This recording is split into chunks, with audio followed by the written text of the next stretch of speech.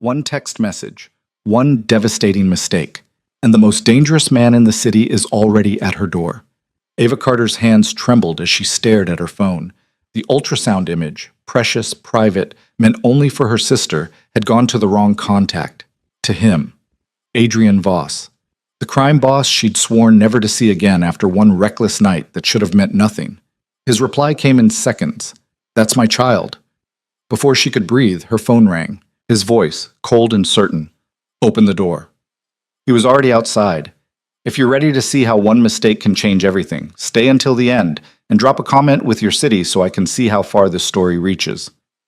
Now, let's begin. The phone slipped from Ava's fingers, clattering against the scarred hardwood floor of her tiny studio apartment. For 3 endless seconds she couldn't move, couldn't think, couldn't do anything but stare at those 2 sentences glowing on the cracked screen. "That's my child. Open the door." This wasn't happening. This couldn't be happening. Her apartment, barely 400 square feet of peeling paint and secondhand furniture in a building where the heat worked half the time, suddenly felt even smaller. The walls pressed in as her heart hammered against her ribs, each beat a painful reminder that this was real, this was now, and there was a man outside her door who shouldn't even know where she lived. Adrian Voss. The name alone made her stomach twist. 6 months ago, she'd met him at a charity gala where she'd been working coat check, one of 3 jobs she juggled to keep herself afloat. He'd been magnetic, dangerous in a way that should have sent her running, dark eyes that seemed to see straight through every defense she'd ever built. A voice like smoke and expensive whiskey, hands that had touched her like she was something precious instead of invisible. One night, that's all it was supposed to be. One impossible, reckless night with a man so far outside her world that she'd convinced herself it was a fantasy, something that would fade like a dream. Except fantasies didn't get you pregnant, and they definitely didn't show up at your door. The knock came again, firmer this time, not aggressive, but certain. The kind of knock from someone who knew the door would open, because he'd never encountered one that didn't. "Ava." His voice carried through the thin wood, perfectly controlled. "I know you're there. Open the door, or I'll open it myself." Her legs moved before her brain caught up, carrying her backward until her spine hit the kitchen counter. The ultrasound photo, the one she'd meant to send to her sister Maya with the caption, "Can you believe it? 8 weeks," had instead gone to the contact right above her in the alphabetically sorted list. Adrian Voss. She'd never deleted his number. Had told herself a dozen times she should, but something had always stopped her. Some stupid sentimental part of her that wanted to hold on to the memory of feeling wanted, even if just for one night. Now that sentimentality might destroy her. "I'm calling the police," she said, hating how her voice shook. "No, you're not. Not a threat. Just a statement of fact, delivered with the same certainty as someone commenting on the weather. Because you're smarter than that. And because we both know the police won't help you with what's coming." "What's coming?" The words hit her like ice water. Ava's hand found her phone, fingers trembling as she snatched it up. She should call someone. Maya, her manager at the diner. Anyone. But her thumb hovered over the screen, frozen by the terrible logic in his words. Adrian Voss wasn't just some wealthy businessman she'd had a fling with. She'd pieced that much together afterward, during sleepless nights of Googling his name and finding nothing but carefully curated press releases and photos from charity events. The absence of information was its own answer. Normal people left digital footprints. Adrian Voss left only shadows. 30 seconds, Ava. Then I'm coming in anyway, and you won't like how that conversation starts. Her feet carried her to the door. Survival instinct, maybe. Or the bone-deep exhaustion of someone who'd been fighting just to exist for so long that she didn't have the energy for one more battle. Her hand reached for the deadbolt, the only thing her landlord had agreed to install after the break-in 2 floors down last year. The metal was cold against her palm as she turned it. The door swung open, and there he was. Adrian Voss looked exactly as she remembered and nothing like him at all. The same sharp jawline, the same dark hair swept back from a face that could have been carved from marble. The same expensive suit, charcoal gray tonight, probably worth more than 6 months of her rent. But his eyes, those dark eyes that had looked at her with heat and hunger that night, now held something else entirely. Possession. "Hello, Ava." 2 words, and they rewrote the air between them. He didn't ask to come in, simply stepped forward with the absolute confidence of someone who'd never been denied entry anywhere, and Ava found herself moving back automatically, her body remembering how to make space for him even as her mind screamed at her to slam the door. Too late now. Adrian closed the door behind him with a quiet click that sounded like a cell door locking. His gaze swept the apartment, taking in the thrift store couch, the tiny kitchenette with its ancient appliances, the bathroom door that didn't quite close all the way. She watched something flicker across his face. Not disgust. Something worse. Calculation. "You've been living here." Not a question. An observation that somehow felt like an accusation. "It's my apartment." The words came out sharper than she intended, defensive. "Not all of us have—" She gestured vaguely at his suit, his presence, the invisible aura of wealth and power that surrounded him like cologne. "No." He turned to face her fully, and the intensity of his attention made her want to step back again. She held her ground. Barely. "Not all of you have what I can provide, which is exactly why we're going to talk." "There's nothing to talk about." Ava crossed her arms over her chest, very aware that she was still in her work clothes. Black pants stained with coffee from the morning shift, a white shirt that had seen better days. "That photo. It wasn't meant for you. It was a mistake."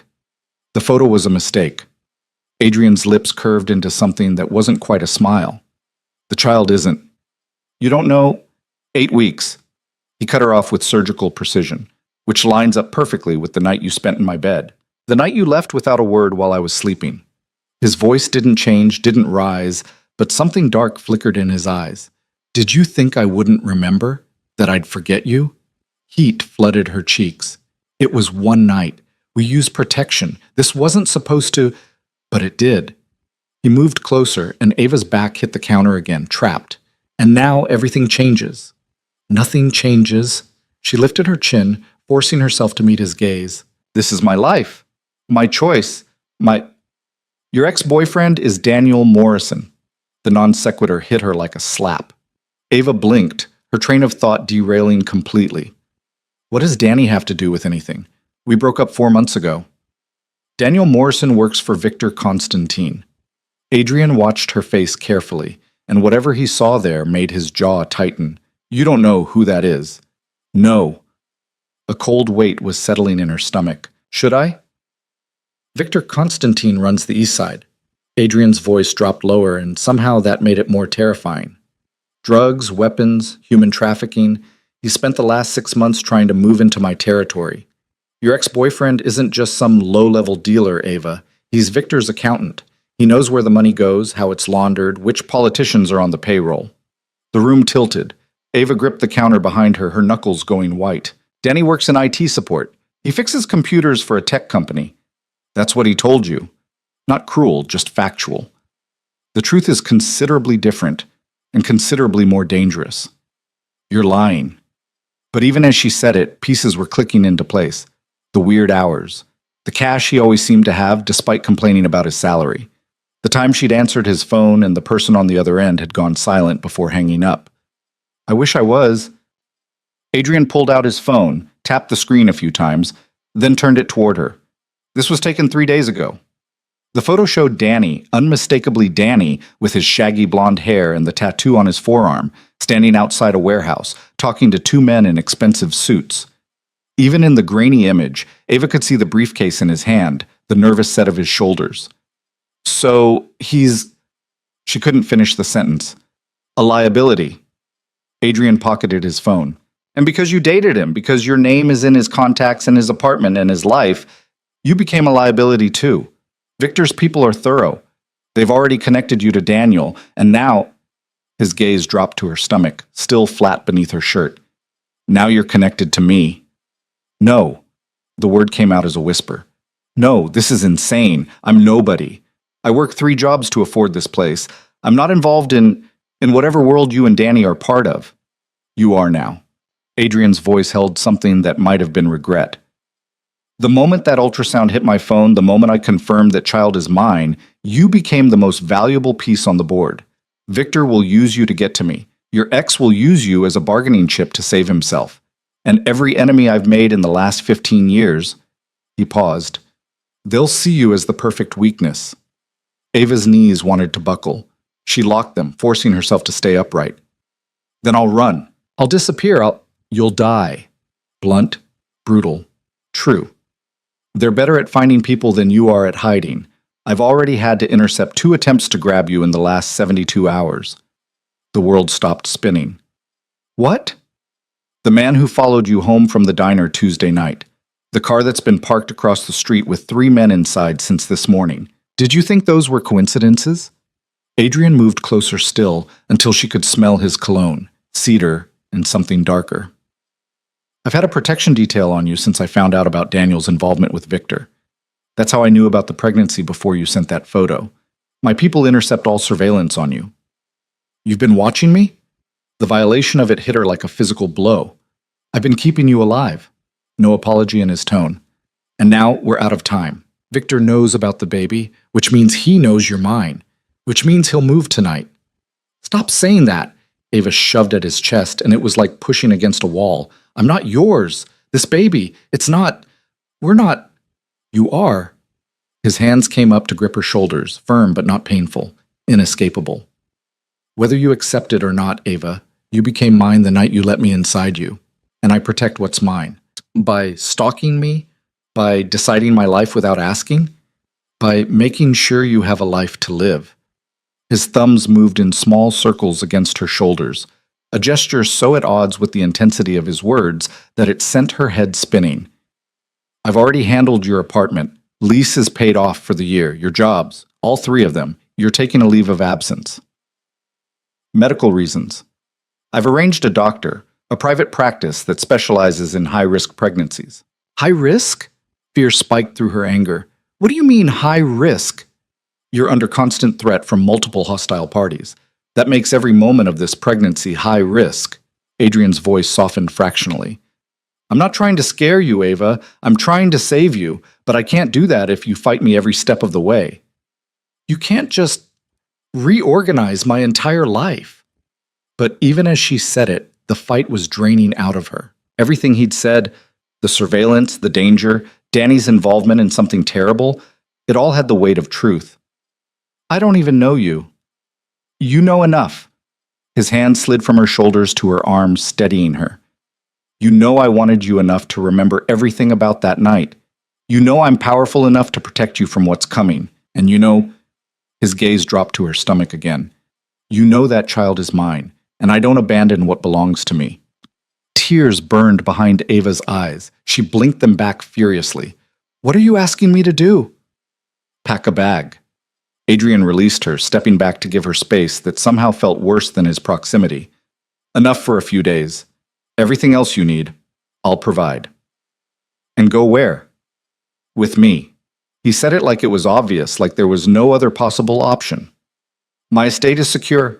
24-hour protection, medical staff on call, everything you and the baby need. Your estate. The words tasted foreign in her mouth. You're asking me to move in with you. A man I spent one night with 6 months ago. I'm telling you that staying here means dying, possibly within the next few hours. Adrian checked his watch, something expensive and Swiss that probably cost more than her car. We've already been here too long. My security team is outside, but Victor's people are patient. They'll wait for the right moment. This is insane. Ava pressed her palms against her eyes, trying to think through the panic. You show up at my door, tell me my ex is a criminal, that I'm being hunted by some crime lord, and expect me to just, what, trust you? No. Adrian's voice was closer now. She felt his fingers gently pull her hands away from her face, holding them in his much larger ones. I expect you to trust your instincts. The same instincts that brought you to my bed 6 months ago. The same instincts that made you keep my number even though you told yourself you shouldn't. The same instincts that are telling you right now that I'm your best chance at survival. Ava opened her eyes, meeting his dark gaze. In the terrible lighting of her apartment, he should have looked less imposing. Instead, he looked exactly like what he was, dangerous, powerful, and absolutely certain of his control over the situation. And damn her, but he was right. Every survival instinct she had was screaming at her to go with him, to accept the protection he was offering, to stop fighting a battle she'd already lost the moment she'd sent that ultrasound to his phone. One condition. Her voice was steadier than she felt. I want to talk to Maya, my sister. I need to tell her I'm okay. After we're secure. Adrian released her hands. Right now, any communication is a liability. Victor's people monitor everything. The moment you contact your sister, they'll use her to track you. Then how do I know she'll be safe? Because I've already put protection on her too. Adrian moved toward her tiny bedroom, clearly expecting her to follow. Her apartment is being watched. Her workplace, her regular routes, all covered. Anyone who matters to you is already under my protection, Ava. I told you, I'm thorough. She followed him because what else was she going to do? In her bedroom, barely big enough for her double bed and a dresser, Adrian was already pulling her battered suitcase from the closet, laying it open on the bed. Pack light, he said, as if this was normal, as if people packed emergency bags while being hunted by criminals every day. Practical clothing, any medications you need, sentimental items if they're small. Ava moved mechanically, pulling clothes from her dresser. Jeans, t-shirts, her one nice sweater, underwear. Her hands shook as she packed, reality setting in with each item she folded. This was happening. She was leaving her apartment, her life, everything familiar, with a man she barely knew because the alternative was death. The photo. Adrian's voice made her turn. He was holding the framed picture from her nightstand, her and Maya at the beach last summer, both of them laughing at something long forgotten. Your sister? Yes? Ava took it from him, wrapping it carefully in a shirt before tucking it into the suitcase. She's all I have. Not anymore. Adrian's hand covered hers briefly.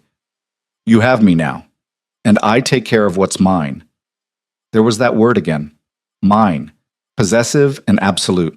It should have terrified her. Instead, it sent an unwelcome heat through her chest, a feeling that was dangerous in its own way. I need 5 minutes. Ava zipped the suitcase, then moved toward the bathroom. I need to use the bathroom. Wash my face. 5 minutes. Adrian nodded, and she escaped into the tiny bathroom, locking the door with shaking hands. In the mirror above the sink, her reflection looked like a stranger, pale, wide-eyed, terrified. She turned on the tap, splashing cold water on her face, trying to think. This was insane. Walking out of her apartment with Adrian Voss was possibly the stupidest thing she could do, but staying might get her killed, might get her baby killed. Her hand moved to her stomach, pressing against the flat surface where in a few months there would be visible proof of that one impossible night. A baby. Adrian's baby. The thought still didn't feel real.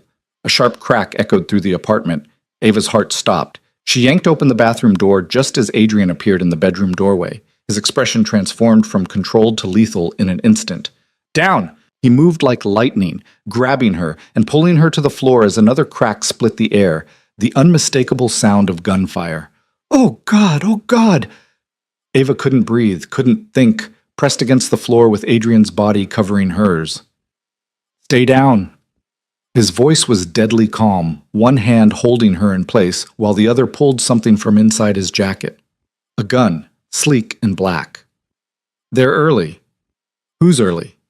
But she knew. Victor's people. The enemies Adrian had warned her about. More gunfire, closer now. The window in her living room shattered with a spectacular crash. Adrian was already moving, keeping low as he positioned himself between Ava and the door. How many? He spoke into a device in his ear that she hadn't noticed before. A pause. Handle it. I'm getting her out the back. Another pause, his jaw tightening. Then make a hole. Adrian. Her voice broke on his name. We're going to move fast. He was back at her side, pulling her to her feet with one hand while the other kept the gun trained on the doorway. Stay behind me, stay low, and whatever happens, don't let go of my hand. I can't. You can. His fingers laced through hers, grip firm and unbreakable. You will. Because that baby you're carrying is mine, and I don't lose what belongs to me. Understand? Ava nodded, too terrified to speak. Good girl. Adrian moved toward the bedroom window, the one that faced the fire escape. On 3. 1. The door to her apartment exploded inward. Go! Adrian yanked her toward the window, shattering the glass with his gun before pushing her through. The cold night air hit her like a slap as she stumbled onto the metal fire escape, Adrian right behind her. Below, men in dark suits were already climbing up. Above, she could hear shouting, more gunfire. Up! Adrian didn't give her a choice, practically lifting her toward the ladder to the roof. Move! Ava climbed, her hands slipping on the cold metal, her breath coming in terrified gasps.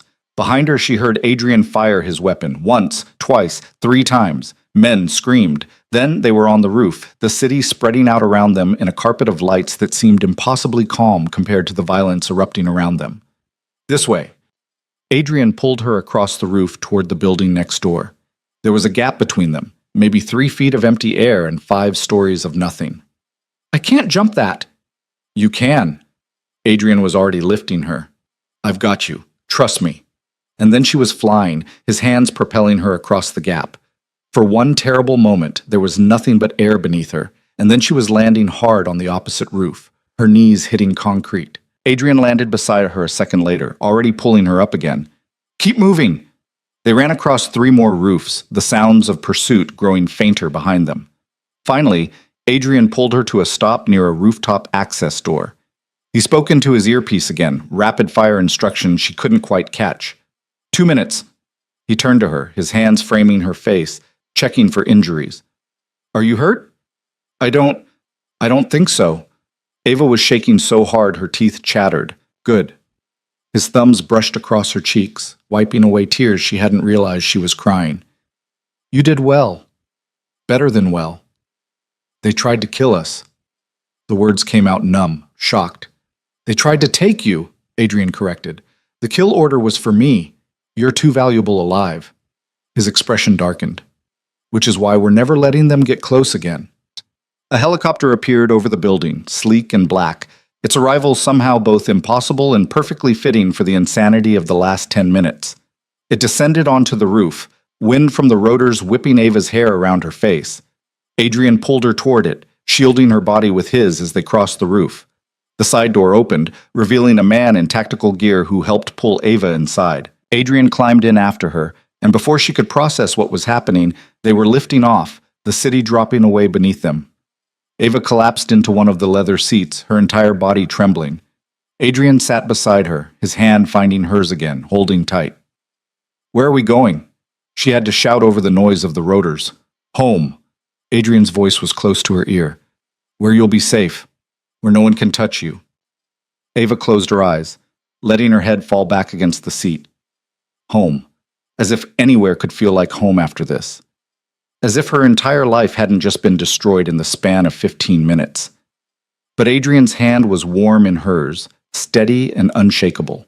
And despite everything, despite the terror and the insanity and the absolute destruction of everything she'd known, she held on. Because he was right. She was his now. And she didn't have anywhere else to go. The helicopter cut through the night sky, carrying her away from the life she'd known and towards something else entirely. Something that felt like a cage made of gold and promises she wasn't sure she could trust. But as Adrian's thumb traced circles on the back of her hand and the adrenaline slowly drained from her system, Ava realized something terrifying. Part of her didn't want to. The helicopter banked left, and Ava's stomach dropped with it. She kept her eyes squeezed shut, partly from exhaustion, partly because every time she looked out the window at the shrinking city below, her mind replayed the sound of shattering glass and gunfire. Open your eyes. Adrian's voice cut through the rotor noise closer than she expected. You're safe now. Safe. The word felt foreign. Ava forced her eyes open anyway, finding Adrian watching her with an intensity that should have been uncomfortable, but somehow wasn't. In the dim cabin lighting, his features were all sharp angles and shadows, beautiful in a dangerous way that made her heart skip. How long? She asked. 20 minutes. He understood without elaboration. His thumb was still tracing those circles on her hand, a gesture so at odds with the violence they'd just escaped that it made her dizzy. The estate is north of the city, completely secure. 20 minutes to her new life. Ava looked past him, out the window where the city lights were giving way to darker patches. Parks, maybe, or the river. Everything looked different from up here, smaller and less real. My suitcase, she said suddenly. I left it. Already retrieved. Adrian gestured toward the back of the cabin where she spotted her battered suitcase strapped down alongside several hard cases that probably contained weapons. My team secured the apartment after we left. Everything you packed is here. Of course it was. Because Adrian Voss thought of everything, controlled everything, anticipated her needs before she even voiced them. It should have been comforting. Instead, it felt like the walls of that gilded cage closing in. What about my neighbors? The question escaped before she could stop it. Mrs. Chen on the third floor, she's 83. And the family with the twin boys across the hall evacuated before the shooting started. Adrian's expression softened fractionally. No civilian casualties. My people had the building cleared within 3 minutes of identifying the threat. Relief flooded through her, so intense it left her lightheaded. Thank you. Don't thank me for cleaning up a mess that exists because of me. His jaw tightened, and she saw something flash across his face. Guilt, maybe, or anger turned inward. You were a target because of what I am, because of what we created together. His hand moved to her stomach, palm flattening against the fabric of her shirt. The gesture was possessive and protective in equal measure, and Ava's breath caught at the intimacy of it. You can't know that for certain, she said, about the baby. Not yet. I know. No hesitation, no doubt. The timeline fits. And more than that, his eyes met hers, dark and certain. I know because I remember everything about that night. How you tasted. How you felt. The sounds you made when I was inside you. His voice dropped lower, rough with memory. I didn't use protection from some company that cuts corners, Ava. I used the best money can buy. And it failed anyway, because some things are meant to happen. Heat flooded her face, spreading down her neck. That's not... You can't just say things like that. Why not? His hand remained on her stomach, warm through the thin fabric. It's the truth. I wanted you that night more than I've wanted anything in years. And when you left without a word, I told myself it was better that way, that someone like you didn't belong in my world. His thumb moved in a slow circle, mirroring the gesture he'd been making on her hand. I was wrong. Adrian, you belong exactly where I can protect you. He leaned closer, and she could smell his cologne mixed with cordite and adrenaline. Where I can make sure nothing touches you or our child, where you're mine in every way that matters. The helicopter began to descend, and Ava grabbed the armrest with her free hand, grateful for the interruption. This conversation was moving into territory she wasn't ready to navigate, not with her entire world turned upside down and her heart still racing from their escape. Through the window, she could see lights approaching, not city lights, but something more contained and deliberate. The estate, she realized. Adrian's home. Her new home, whether she wanted it or not. The helicopter touched down with barely a bump, testament to the pilot's skill. The rotors began to slow, and Adrian was already unbuckling, moving with the fluid efficiency of someone who'd done this 1,000 times. Wait here, he said, and was out the door before she could respond. Through the window, Ava watched him speak to several men in dark suits. More security, she assumed. They moved with the same predatory grace as Adrian, eyes constantly scanning the perimeter. One of them handed Adrian what looked like a tablet, and he scrolled through it rapidly, his expression darkening with whatever he was reading. Then his gaze flicked to the helicopter, to her, and his expression smoothed into something more controlled. He handed the tablet back and returned to the cabin, extending his hand. Come. Let me show you your new home. Ava took his hand because refusing seemed pointless. The moment her feet touched the ground, she understood why they called it an estate, and not just a house. The helipad sat atop a manicured lawn that seemed to stretch forever in every direction, illuminated by discreet ground lighting that created an almost ethereal glow. Beyond the lawn, she could make out the dark shapes of trees, a private forest maybe, creating a natural barrier between this place and the rest of the world. And the house itself. Ava had to tilt her head back to take it all in. It wasn't a house. It was a mansion, all stone and glass and elegant lines that spoke of old money and absolute power. Lights glowed in some of the windows, at least 20 that she could see from here, which meant there were probably twice that many she couldn't. How many people live here? The question came out strangled. Just me. Adrian's hand settled on the small of her back, guiding her toward the entrance. And the staff. Though most of them have quarters in the West Wing and keep separate hours. Now it will be you as well. Just him. All this space for one man. Ava's entire apartment could have fit in the foyer they were walking toward, with room to spare.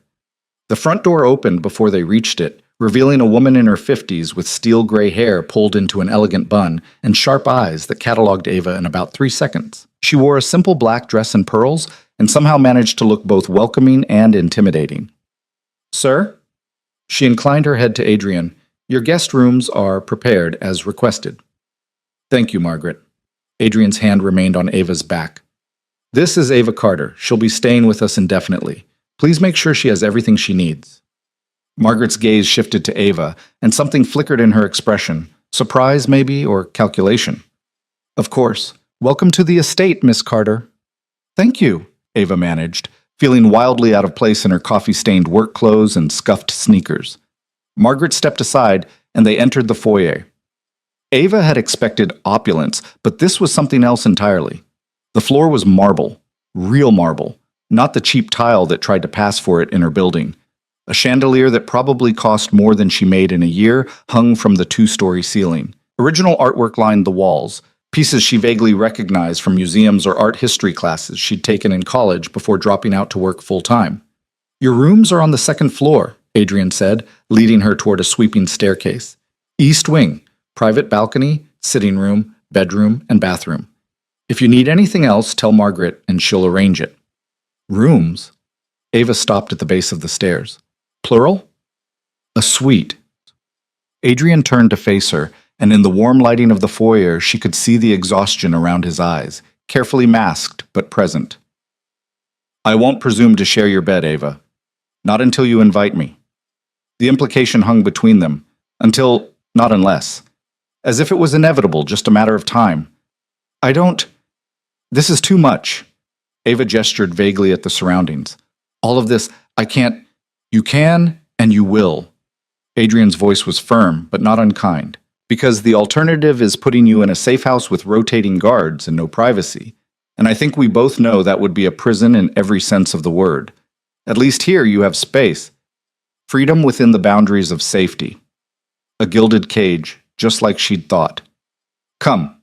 He started up the stairs, clearly expecting her to follow. You need rest. Tomorrow we'll discuss the details. Ava climbed the stairs after him, her hand trailing along the polished banister. The second floor opened into a hallway that seemed to stretch forever in both directions, doors lining both sides. Adrian turned right toward the east wing and stopped at the third door. Here. He opened it, and Ava stepped into a room that was bigger than her entire apartment. The suite was decorated in soft creams and golds, elegant without being ostentatious. A plush sofa and armchairs created a sitting area near the balcony doors. An archway led to what she assumed was the bedroom. The bathroom is through there. Adrian pointed to another door. Shower, separate tub, heated floors. The closet is fully stocked with basics in your size. Margaret is very efficient. Tomorrow, we'll arrange for anything else you need. How did she know my size? The question was absurd given everything else, but Ava's brain latched onto it anyway. I know your size. Adrian's voice dropped into that rough register that sent heat pooling low in her belly. I remember every inch of you, Ava. How could I forget? She turned away before he could see the effect his words had on her, moving toward the balcony doors. Through the glass, she could see the grounds spread out below, the private forest creating a dark border at the edge of the property. It's beautiful, she admitted quietly. It's safe. Adrian moved closer, his reflection appearing in the glass beside hers. That's all that matters right now. You're safe here, protected. No one can reach you without going through an entire security team and me. And what happens tomorrow? Ava watched their reflections, not quite ready to turn and face him. What's the plan? Do I just live here? Indefinitely? What about my life, my job, Your life is here now. He cut her off gently. Your job is carrying my child safely. Everything else's details we'll handle as they come. You can't just decide that. I already have. His hand came up to her shoulder, turning her to face him. I know this isn't what you wanted. I know I'm not what you wanted. But we're here now, and I will do whatever it takes to keep you safe. Both of you.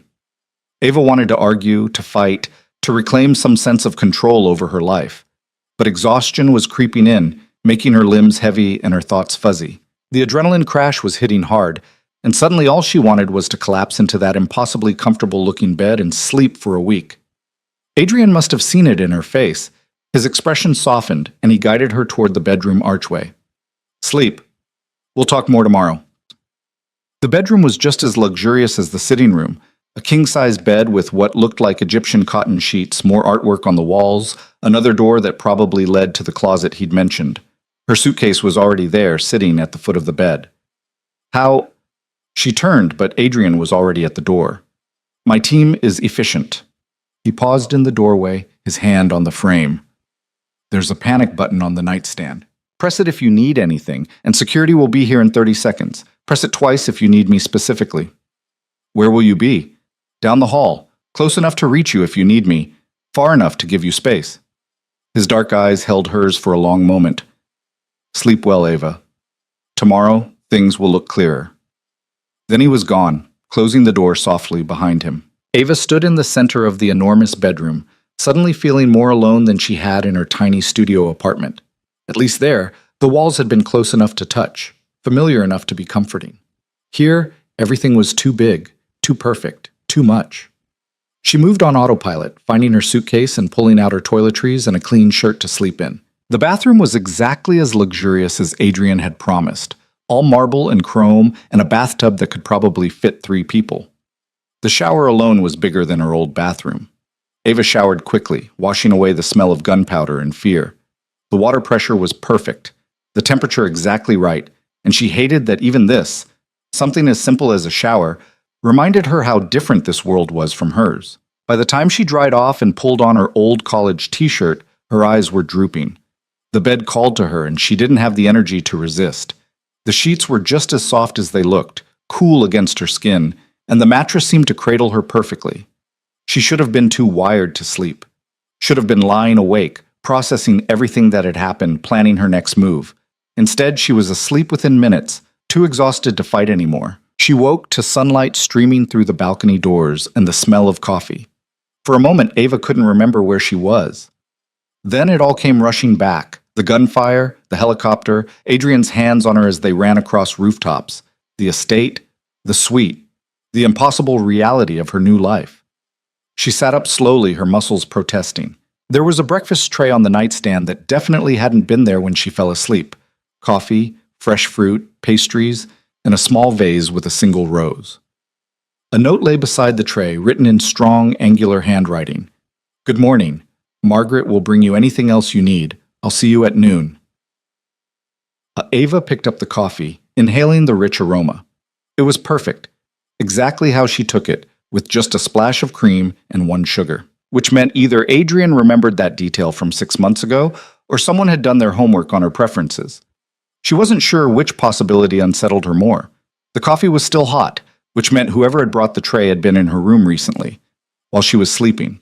The thought should have bothered her more than it did, but she was too busy enjoying the first decent cup of coffee she'd had in weeks to care. After finishing the fruit and one of the pastries, some kind of almond croissant that was probably the best thing she'd ever tasted, Ava explored the closet. Adrian hadn't been kidding. It was fully stocked with clothes in her size, ranging from casual jeans and t-shirts to elegant dresses she'd never have occasion to wear. There were shoes, too, and underwear that looked expensive enough to make her blush. She pulled on jeans and a simple sweater, both fitting perfectly, and ventured out into the sitting room. The balcony doors beckoned, and she stepped outside into crisp morning air. The view was breathtaking. The estate stretched out below her, all manicured lawns and gardens that probably required a full-time staff to maintain. Beyond that, the forest created a natural border, and in the distance, she could just barely make out the city skyline. It looked impossibly far away, like a different world entirely. Miss Carter, Margaret's voice made her turn. The older woman stood in the doorway, looking as composed as she had the night before. I hope you slept well. I did. Thank you. Ava gestured to the balcony. It's beautiful here. Mr. Voss takes great pride in the grounds. Margaret moved into the room with the efficiency of someone who'd been managing households for decades. He asked me to inform you that Dr. Reeves will arrive at 10 for your examination. My what? Your prenatal examination. Margaret's expression was kind but firm. Mr. Voss has arranged for complete medical care. Dr. Reeves is one of the best in her field. Of course he had, because Adrian Voss didn't do anything halfway. I already have a doctor, Ava said, knowing it was pointless even as the words left her mouth. I'm sure you did. However, Dr. Reeves specializes in high-risk pregnancies and has security clearance to work within the estate. Margaret smoothed an invisible wrinkle from her dress. I believe Mr. Voss explained that your situation requires certain precautions. High risk. That word again, reminding her that this wasn't a normal pregnancy, that she wasn't a normal expectant mother. She was cargo, valuable, and protected. Fine. Ava wrapped her arms around herself. Is there... Can I go outside? Walk around the grounds? Of course. Though I should mention that Mr. Voss requests you stay within sight of the house for now. Security purposes. Margaret's tone suggested this was not a request, regardless of the phrasing. The gardens are lovely this time of morning. I'll have someone show you the paths. An hour later, Ava found herself walking through gardens that belonged in a magazine spread. Stone paths wound between flower beds that were still blooming despite the season, and small fountains provided a soothing background noise. Two men in dark suits followed at a discreet distance. Her security detail, she assumed. It should have been peaceful. Instead, it felt like walking through a beautiful prison yard. They won't hurt you, you know. Ava spun, her heart leaping into her throat. Adrian stood on the path behind her, dressed more casually than she'd seen him. Dark jeans and a black sweater that somehow made him look even more dangerous. His hair was slightly mussed, as if he'd been running his hands through it. You scared me, she accused. My apologies. He didn't sound particularly sorry. I wanted to check on you before your appointment. You mean the appointment you arranged without asking me? Ava resumed walking, and Adrian fell into step beside her. The security guards melted back, giving them space. Yes, that one. No apology in his tone. Dr. Reeves is excellent. She'll do a full examination, make sure everything is progressing normally. And if I refuse, then I'll worry. Adrian's hand touched her elbow, gentle but insistent, stopping her on the path. And when I worry about the safety of my child, I make decisions that you won't like. So please, Ava, don't refuse. She turned to face him fully, searching his expression for any hint of manipulation or control. But all she saw was genuine concern, maybe even fear, carefully controlled beneath his usual composure. This is all happening so fast, she said quietly. Yesterday I was working 3 jobs and living in a studio. Today, I'm in a mansion being guarded like the crown jewels. I know. His hand moved from her elbow to her cheek, cupping her face with a gentleness that made her chest ache. I know this isn't what you wanted, but it's what you have, what we have, and I'm asking you to trust me enough to let me protect you. I don't know you well enough to trust you. Then get to know me. His thumb brushed across her cheekbone. We have time, all the time we need. Do we? Ava challenged. Because last night you told me I was being hunted by criminals. That doesn't sound like we have time for leisurely getting to know you conversations. The threat is contained for now. Adrian's jaw tightened. Victor's people failed last night. He'll regroup before trying again. That gives us a window. A window for what? To prepare. To plan. His hand dropped from her face, and she immediately missed the warmth. And to make decisions about our future. What kind of decisions? Adrian was quiet for a long moment, his gaze moving past her to the gardens and the forest beyond. When he finally spoke, his voice was carefully controlled. My mother is coming to visit next week. Ava blinked. Of all the things she'd expected him to say, that wasn't one of them. Your mother. Elena Voss. The way he said the name suggested complicated history. She's traditional. And she has strong opinions about family and legacy. And you told her about me. It wasn't a question. I told her I'd gotten someone pregnant. Adrian's expression was unreadable. She insisted on meeting you. To see if I'm suitable? Bitterness crept into Ava's voice. To make sure the criminal's baby mama isn't too embarrassing? To make sure you're protected. Adrian's eyes snapped back to hers, sharp and intense. My mother is many things, Ava, but she values family above everything. Once she knows you're carrying her grandchild, she'll move heaven and earth to keep you safe. That's not comforting. It's not meant to be comforting. It's meant to be true. He started walking again, and Ava followed, drawn along by the force of his certainty. Elena Voss doesn't do anything halfway. When she arrives, she'll likely suggest certain arrangements. What kind of arrangements? Adrian stopped at a fountain, trailing his fingers through the water. Marriage. The word hung between them like a bomb. Absolutely not. Ava's response was immediate and emphatic. I'm not marrying someone I barely know because I accidentally got pregnant. Not because you got pregnant. Adrian turned to face her, and there was something dangerous in his expression.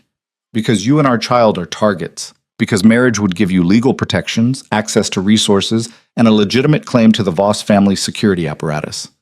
And what would it give you, Ava demanded. Besides a convenient way to control me? Peace of mind. The answer was so simple, so honest, that it stole her breath. Knowing that no one can question your place here. That you have every legal right to my protection, my resources, my name. I don't want your name. You might not have a choice. Adrian's voice hardened. My mother will insist, and when Elena Voss insists on something, it tends to happen. Then I'll refuse her too. Ava crossed her arms. I'm not some pawn to be married off for security reasons. I'll stay here. I'll accept your protection, but I won't marry you just because it's convenient. Something flickered across Adrian's face. Respect, maybe, or frustration. Possibly both. We'll see, was all he said. The doctor's appointment was thorough and professional, conducted in a private medical suite Ava hadn't known existed in the mansion. Dr. Reeves was a woman in her 40s with kind eyes and competent hands, and she treated Ava like a person rather than a problem to be managed. The ultrasound confirmed what Ava already knew.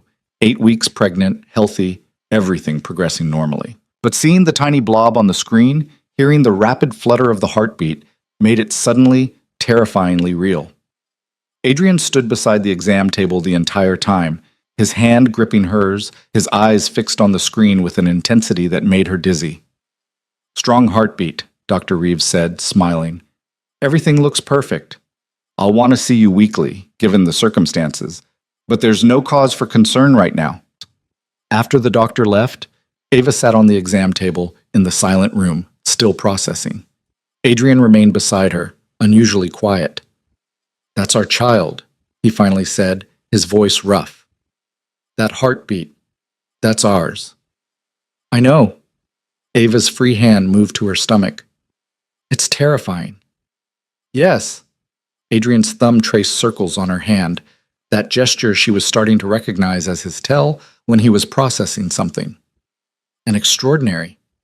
She looked at him then, really looked at him, saw past the crime boss exterior to the man beneath, the one who'd held her hand through the ultrasound like his life depended on it, who'd arranged for the best doctor money could buy, who looked at that grainy image on the screen like it was the most important thing in the world.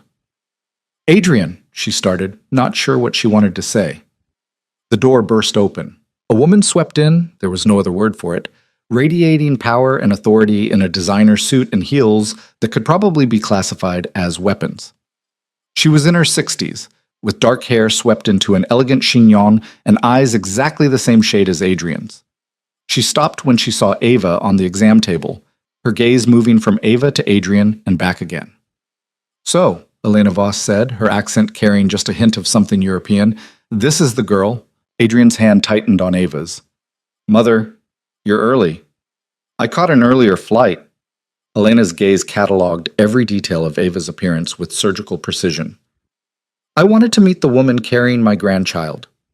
Ava felt like a specimen under a microscope.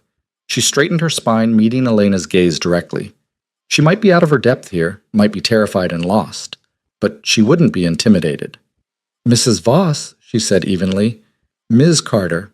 Elena moved closer, and Ava caught the scent of expensive perfume. I understand you've had quite an eventful 24 hours. That's one way to put it. A smile ghosted across Elena's lips, there and gone so fast Ava almost missed it. My son tends to complicate things, but he also tends to protect what's his. You should remember that. Mother. Adrian's voice held a warning. Hush, Adrian. Elena waved him off with the casual authority of someone who'd been issuing orders all her life.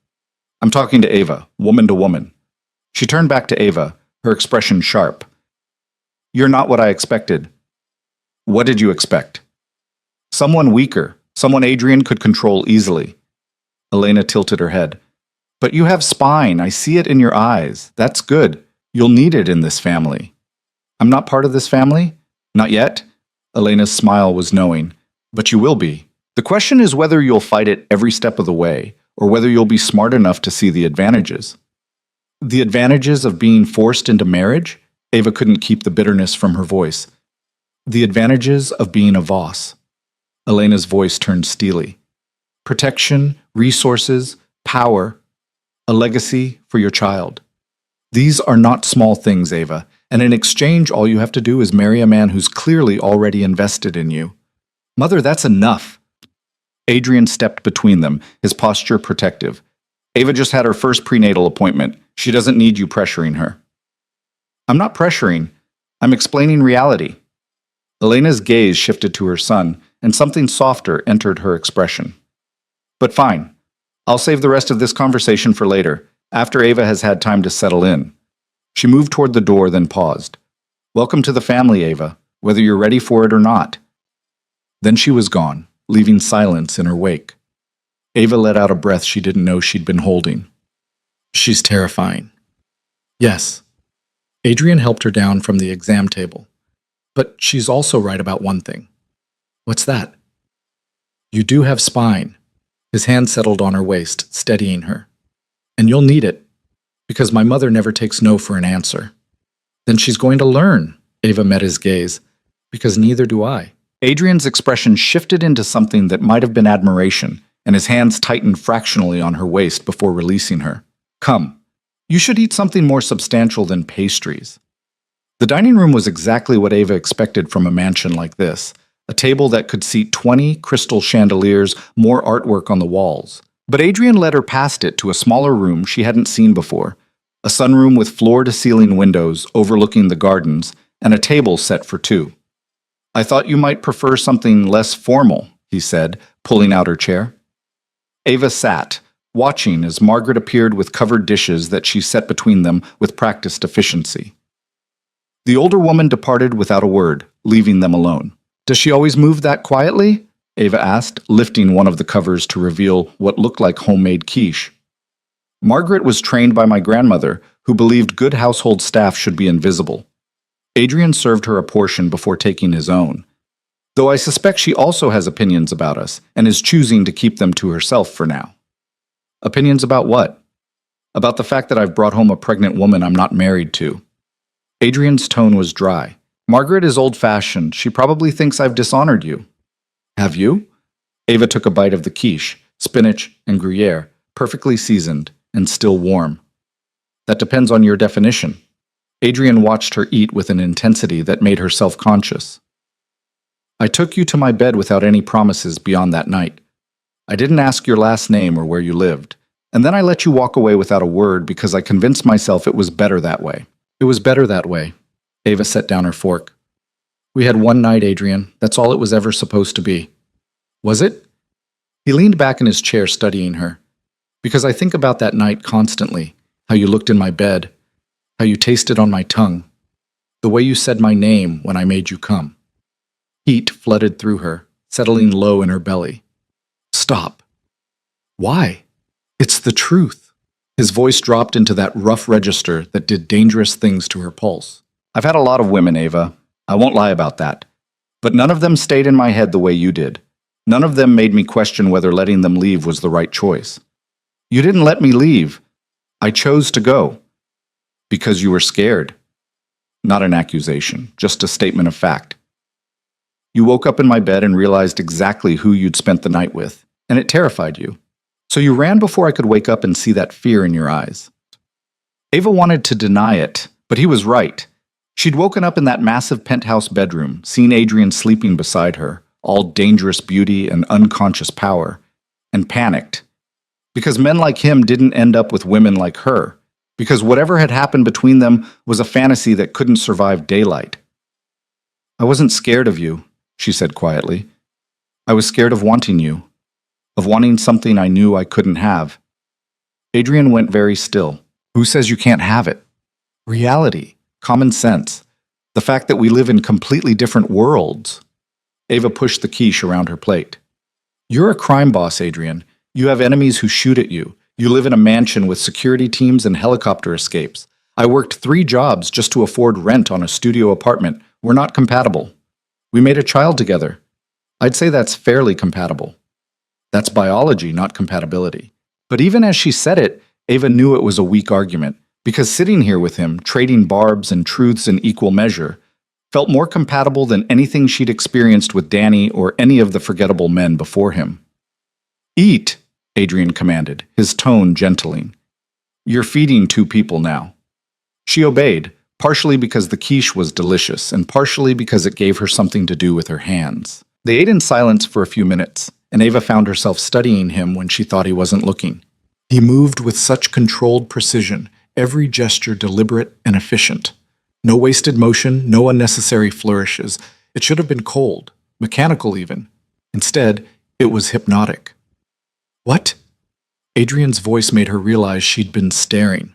"I'm trying to figure you out." Ava set down her fork. "You're not what I expected a crime boss to be." "What did you expect?" "I don't know. More obviously violent? Less—" She gestured vaguely at him. "Refined." Violence and refinement aren't mutually exclusive. Adrian's smile was sharp. Some of the most brutal men in history were also the most cultured. They appreciated art and music and fine wine while ordering executions. That's not comforting. It's not meant to be. It's meant to be honest. He pushed his plate aside, giving her his full attention. "You want to know who I am, Ava? I'm someone who was born into this world and learned early that showing weakness gets you killed. I'm someone who's made decisions that would keep you awake at night. I've hurt people, killed people, built an empire on fear and respect in equal measure." Ava's hand moved unconsciously to her stomach, protective. "But," Adrian continued, his voice softening, "I'm also someone who keeps my word, who protects what's mine with everything I have, who understands the value of loyalty and the cost of betrayal. I'm not a good man, Ava. I won't pretend to be. But I am a man who will burn the world down before I let anything happen to you or our child." The declaration should have terrified her. Instead, it sent a thrill through her chest that she didn't want to examine too closely. "Your mother wants us to get married," she said, changing the subject before she could do something stupid like tell him she believed every word. "My mother wants a lot of things." Adrian's expression hardened. Marriage would solve certain problems. It would legitimize the child in her eyes, ensure the succession stays within the family, but I'm not going to force you into something you don't want. "Really? Because the last 24 hours suggest you're very comfortable making decisions for me." "Decisions about your safety, yes." Adrian stood, moving around the table to stand beside her chair. "But marriage is different. That's a choice that affects the rest of your life, and I won't make it for you." Ava tilted her head back to look at him. "What if your mother doesn't accept that? Then she'll learn the same lesson you're teaching her." His hand came up to cup her cheek, thumb brushing across her lips. "That the people I care about don't bend easily." "You care about me?" The question escaped before she could stop it. "I wouldn't have you here if I didn't."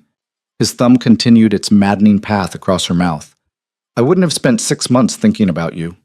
Wouldn't have had my people watching your ex the moment I realized he was connected to Victor. Wouldn't have moved heaven and earth to keep you safe." "That's not caring. That's obsession. With you, I'm not sure there's a difference." Adrian leaned down, bringing his mouth close to hers without quite touching. "Tell me you haven't thought about that night. Tell me you don't remember how good we were together." Ava's breath caught. She should push him away, should maintain some distance and dignity. But her body remembered his touch with vivid clarity, and the heat in his eyes was making it hard to think straight. "I remember," she whispered. "Good." He pulled back slightly, and she hated the small sound of protest that escaped her. "Because when you're ready, when you decide you want me again, I'll be waiting. But it has to be your choice, Ava. Your decision. I won't take what you don't freely give." Then he was moving away, putting distance between them, and Ava felt the loss of his warmth like a physical thing. "I have business to attend to this afternoon," Adrian said, his voice returning to that controlled neutrality. "Margaret will show you around the estate if you'd like. Or you can rest, whatever you prefer." "Business?" Ava stood on shaky legs. "What kind of business?" "The kind that keeps you safe." His expression was unreadable. "Victor's people failed last night, but that doesn't mean the threat is gone. I need to send a message. Make it clear that touching you means war." "Adrian, don't ask me not to protect you." His voice hardened. "Don't ask me to be gentle with the people who would hurt you, because I won't. I can't. I was going to ask you to be careful." The words surprised them both. "Whatever you're planning, just come back." Something raw flashed across his face. "I'll always come back to you. That's a promise." He left her standing in the sunroom, and Ava sank back into her chair, her heart racing. The quiche sat forgotten on the table as she processed everything, his words, his touch, the terrifying realization that she was starting to care about him too. The afternoon passed in a blur. Margaret gave her a tour of the estate that revealed just how massive the property was. There was a gym, a library that could rival a small bookstore, a media room with a screen that took up an entire wall. The kitchen was a chef's dream, all commercial-grade appliances and marble countertops.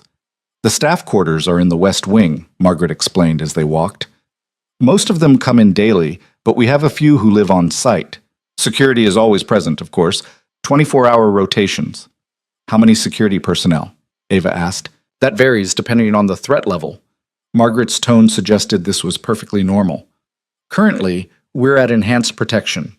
30 guards on the property, another 20 monitoring the perimeter. 50 armed men, just to keep her safe. The thought made Ava dizzy. They ended the tour in the library, and Ava spent the rest of the afternoon curled up in a leather armchair with a book she couldn't concentrate on. Her mind kept drifting to Adrian, to whatever he was doing, to the violence he'd so casually mentioned. He'd killed people, admitted it without hesitation or remorse. She should be horrified, should be planning her escape the moment she had an opportunity. Instead, she was worried about him. Dinner was served in the small sunroom again, but Adrian didn't join her. Margaret brought her a perfectly prepared salmon with roasted vegetables, along with the information that Mr. Voss had been delayed but would return before midnight. Ava ate alone, watching the sun set over the gardens and trying not to imagine what was keeping him.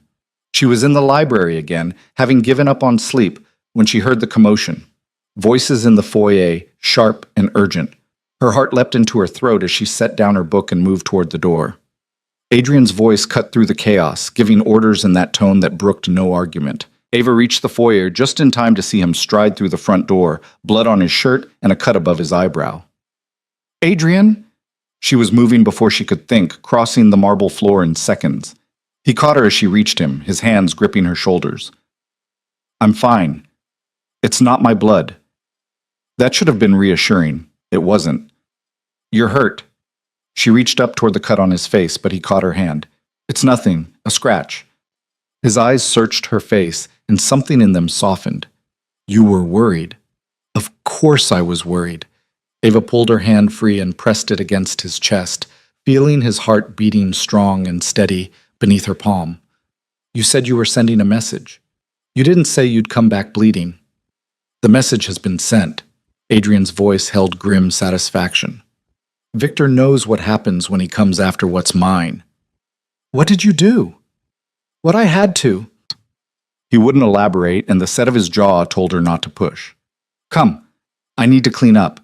She followed him up the stairs, ignoring the staff who scattered as they passed. Adrian led her not to his own room but to hers, closing the door behind them with a decisive click. "You should let me look at that cut," Ava said, moving toward the bathroom.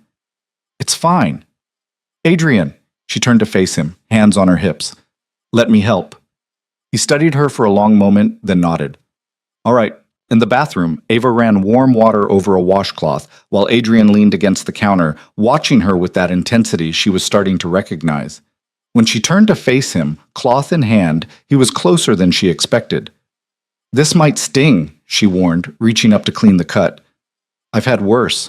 But he held still as she worked, his eyes never leaving her face. The cut wasn't deep, just a shallow slash that had already stopped bleeding. Ava cleaned it carefully, very aware of how close they were standing, how his hands had come to rest on her hips, steadying her. "There," she said softly. "All done." "Thank you." Adrian's thumbs moved in those small circles against her hips, and heat pooled low in her belly. "You didn't have to worry about me." "I know." Ava set the washcloth aside, but she didn't step back. "I did anyway." "Why?" "Because despite everything, despite the fact that you've turned my life upside down and made decisions for me and dragged me into a world I don't understand, I don't want you hurt." The admission felt dangerous, but she couldn't take it back now. "That probably makes me stupid. That makes you compassionate." Adrian's hand came up to cup her face, and this time she didn't pull away. "It's one of the things that drew me to you that night. You looked at me like I was just a man, not a monster." "Are you a monster?" "Sometimes." He was brutally honest. "When I need to be. When it's the only language my enemies understand." "And tonight?" Tonight, I was monstrous. His voice dropped lower. I made sure Victor's people understood exactly what happens when they target you. I doubt they'll be walking properly for weeks. Ava should have been horrified, should have pushed him away and demanded he never speak to her again. But standing in the warm bathroom light, feeling the rough calluses on his palm against her cheek, all she could think was that he'd done it for her, to protect her. I'm not going to ask for details, she said quietly. Good, because I wouldn't give them. Adrian's thumb traced her cheekbone. Some things are better left in the dark. Adrian, I should go. But he didn't move, didn't release her. Let you rest. You could stay. The words escaped before Ava could think them through. Just a talk, not anything else. Just talk. Something shifted in his expression. Surprise, maybe, or hope. Are you sure? No, but I'm asking anyway. Ava stepped back, immediately missing his warmth. Give me a minute to change. She escaped into the bedroom, heart racing. What was she doing? Inviting Adrian to stay was playing with fire. But she didn't want to be alone tonight. Didn't want to lie awake wondering if he was all right. Ava changed quickly into sleep shorts and a t-shirt, then emerged to find Adrian had removed his blood-stained shirt and was washing his hands in the sink. The sight of his bare torso, all defined muscle and smooth skin, made her mouth go dry. He glanced up, catching her staring, and something heated flickered in his eyes. Like what you see? I've seen it before, Ava said, aiming for casual and missing by a mile. And yet you're looking like it's the first time. Adrian dried his hands, then moved past her into the bedroom. Where do you want me? The sitting room. Safer than the bed, less tempting. They settled onto the sofa, and Ava curled into the corner with a pillow clutched to her chest. Adrian took the opposite end, giving her space, though his eyes tracked her every movement. Tell me about your family, she said, needing to fill the silence with something neutral. Your mother seems intense. That's diplomatic. Adrian's smile was wry. Elena Voss is a force of nature. She built half of what I have now, back when my father was still alive. He ran the operations, but she ran everything else. The legitimate businesses, the social connections, the political relationships. She sounds formidable. She is. She's also fiercely protective of family. Adrian's expression grew more serious. When my father died, she could have taken over entirely. A lot of people expected her to, but she stepped back, let me prove I could handle it. That doesn't mean she's not still pulling strings behind the scenes. Is that why she wants us to marry? To make sure she maintains control? Partially. Adrian ran a hand through his hair, mussing it further. But mostly because she's traditional. She believes children should be born within marriage, that family legacy matters above all else. The idea of her grandchild being illegitimate? He trailed off. It offends her sense of order. And what do you believe? Adrian turned to look at her fully. I believe that child is mine, regardless of a piece of paper. I believe you deserve the choice to marry me or not, without pressure or coercion. And I believe that my mother will eventually accept whatever decision you make, even if she fights it initially. You have a lot of faith in her flexibility. I have faith in her love for me, and her desire to know her grandchild. Adrian's hand moved to her ankle, his touch warm even through her socks. She'll come around, eventually. And if she doesn't, then she doesn't. Simple. Final. You and the baby come first. Everything else is negotiable. Ava studied him in the soft light, this complicated man who killed without remorse but spoke about their child with such reverence. You're very sure about this, about us. I'm sure about what I want. Adrian's thumb traced circles on her ankle. Whether you want the same thing is up to you. What do you want? You. In my bed, in my life, in my name if you'll have it. His honesty was devastating. I want to wake up next to you every morning and fall asleep with you every night. I want to watch you grow round with my child and be there when they take their first breath. I want everything, Ava, and I'm willing to wait for you to want it too. Her breath caught. That's a lot of pressure. It's the truth, and I promised myself I wouldn't lie to you. Adrian's hand slid higher, to her calf, his touch gentle but possessive. You deserve honesty, even when it's uncomfortable. And what if I never want those things? What if I decide I can't be with someone who lives the way you do? Pain flickered across his face, quickly masked. Then I'll still protect you. Still make sure you and the baby have everything you need, but I'll do it from a distance if that's what you prefer. You'd let me go? I'd hate it. It would destroy me. His voice was rough. But yes, if that's what you truly wanted, I'd let you go, because keeping you against your will would destroy us both. Ava's chest ached. She should want to leave, should be planning her escape from this beautiful cage. But sitting here with Adrian's hand warm on her leg and his eyes dark with want and something deeper, she couldn't imagine choosing to walk away.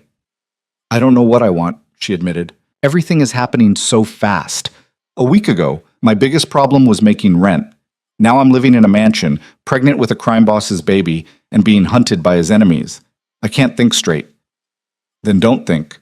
Adrian moved closer, giving her time to pull away if she wanted. Just feel.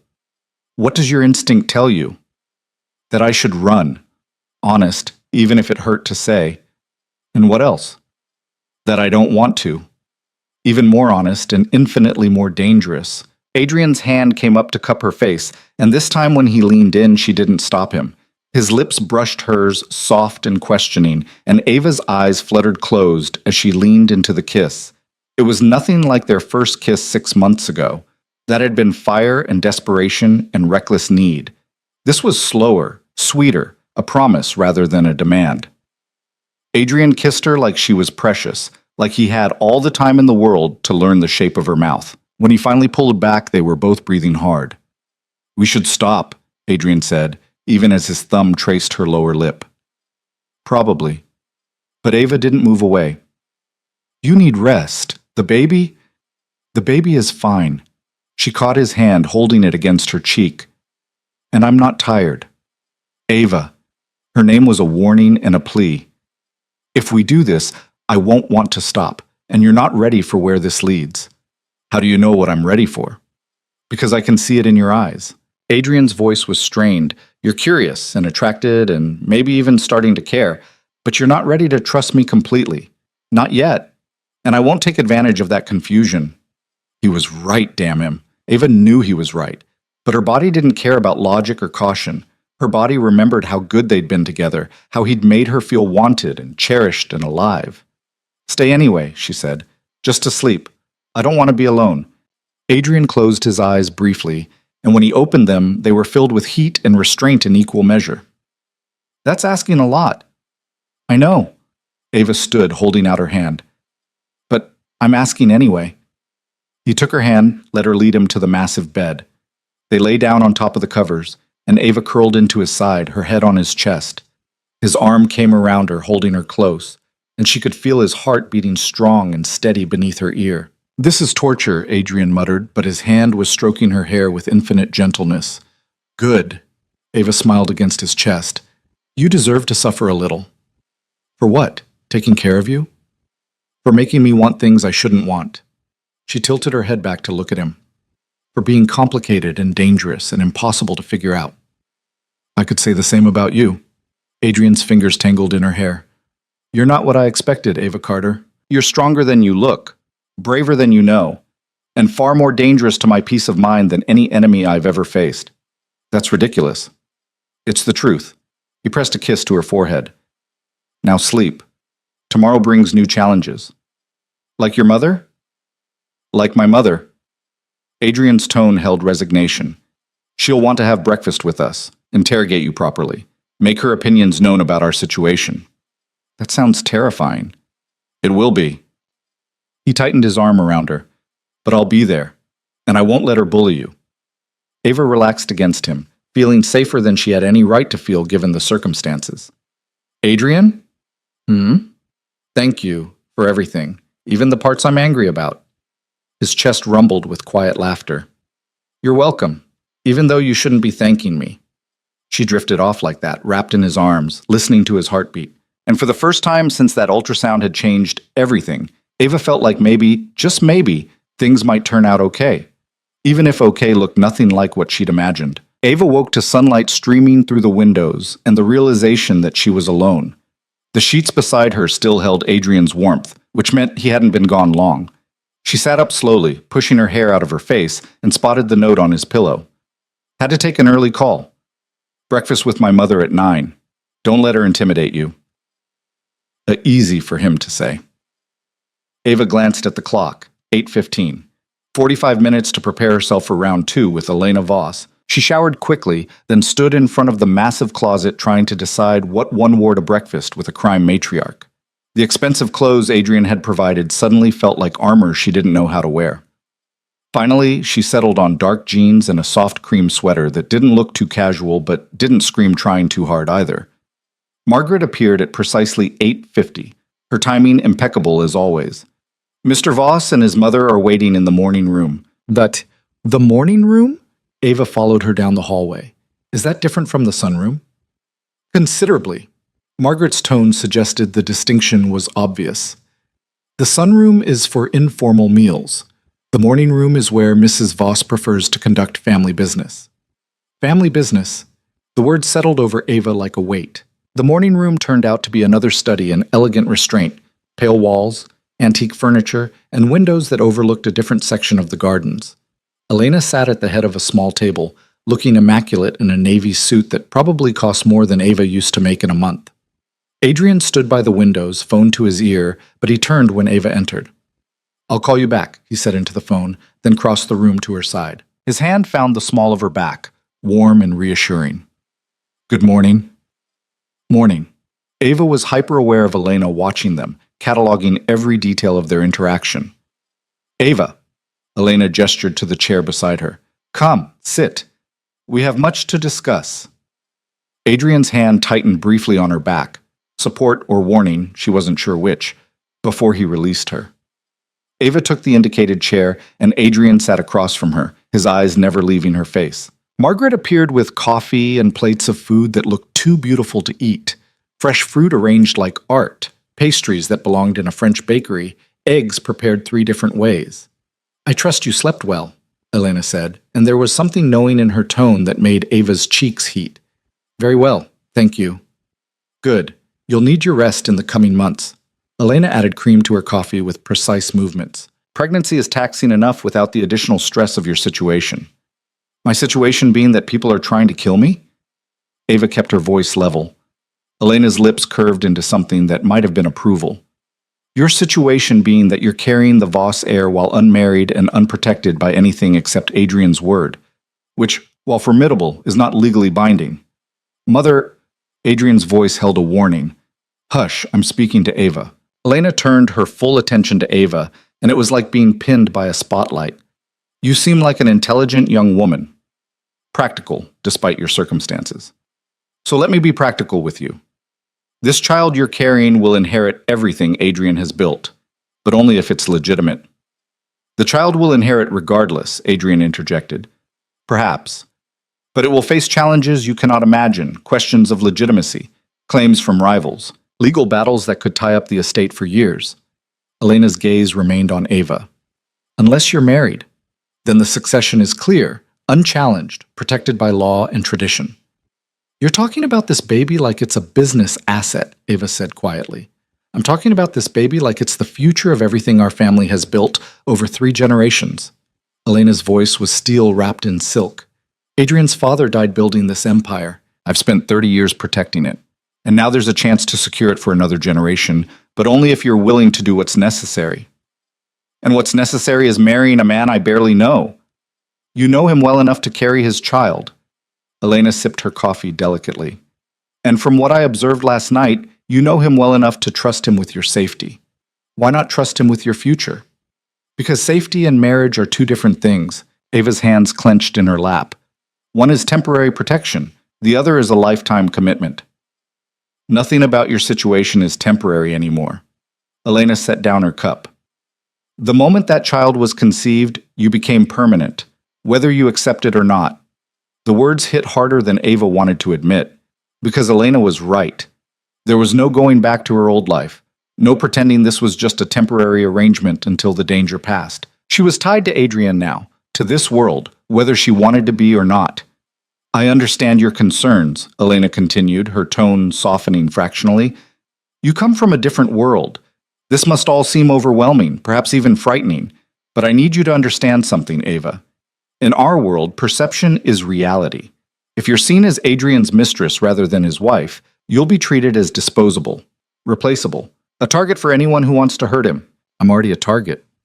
You're a temporary target, the woman who got pregnant by accident. Elena leaned forward. But as his wife, as the mother of the legitimate Voss heir, you become untouchable, protected not just by Adrian's word, but by every alliance we've built, every relationship we've cultivated. You become family, and we protect family above all else. Ava glanced at Adrian, who'd been uncharacteristically quiet during his mother's speech. His expression was carefully neutral, but she could see the tension in his shoulders, the tightness around his eyes. "What do you want?" she asked him directly. "Not what your mother wants, not what's best for business. What do you actually want?" Adrian set down his fork, giving her his full attention. "I want you safe. I want our child protected. And I want you to choose to be here, not because you're trapped or scared, but because you want to be." That's not an answer. It's the only answer I can give right now. His voice was rough with honesty. Because yes, I want to marry you. I've wanted it since the moment I saw that ultrasound, but not like this. Not with my mother applying pressure and you feeling cornered. "Then send me away," Elena said, surprising them both. "If my presence is the problem, I'll leave. Give you time to discuss this privately." "You just got here," Adrian said, "and I can leave just as easily." Elena stood smooth and graceful despite her age. "I've said what I needed to say. The rest is up to you both." She paused beside Ava's chair, and her hand came to rest briefly on Ava's shoulder. "Think about what I've said. Not for my sake, or even for Adrian's, but for that child. Because they deserve every protection we can give them." Then she was gone, leaving Ava and Adrian alone in the suddenly too quiet room. "I'm sorry," Adrian said after a long moment. "She wasn't supposed to ambush you like that." "She's not wrong, though." Ava pushed her eggs around her plate. "About the protection, about the legitimacy issues. I've been so focused on my own feelings that I haven't really thought about what this means for the baby. The baby will be fine regardless."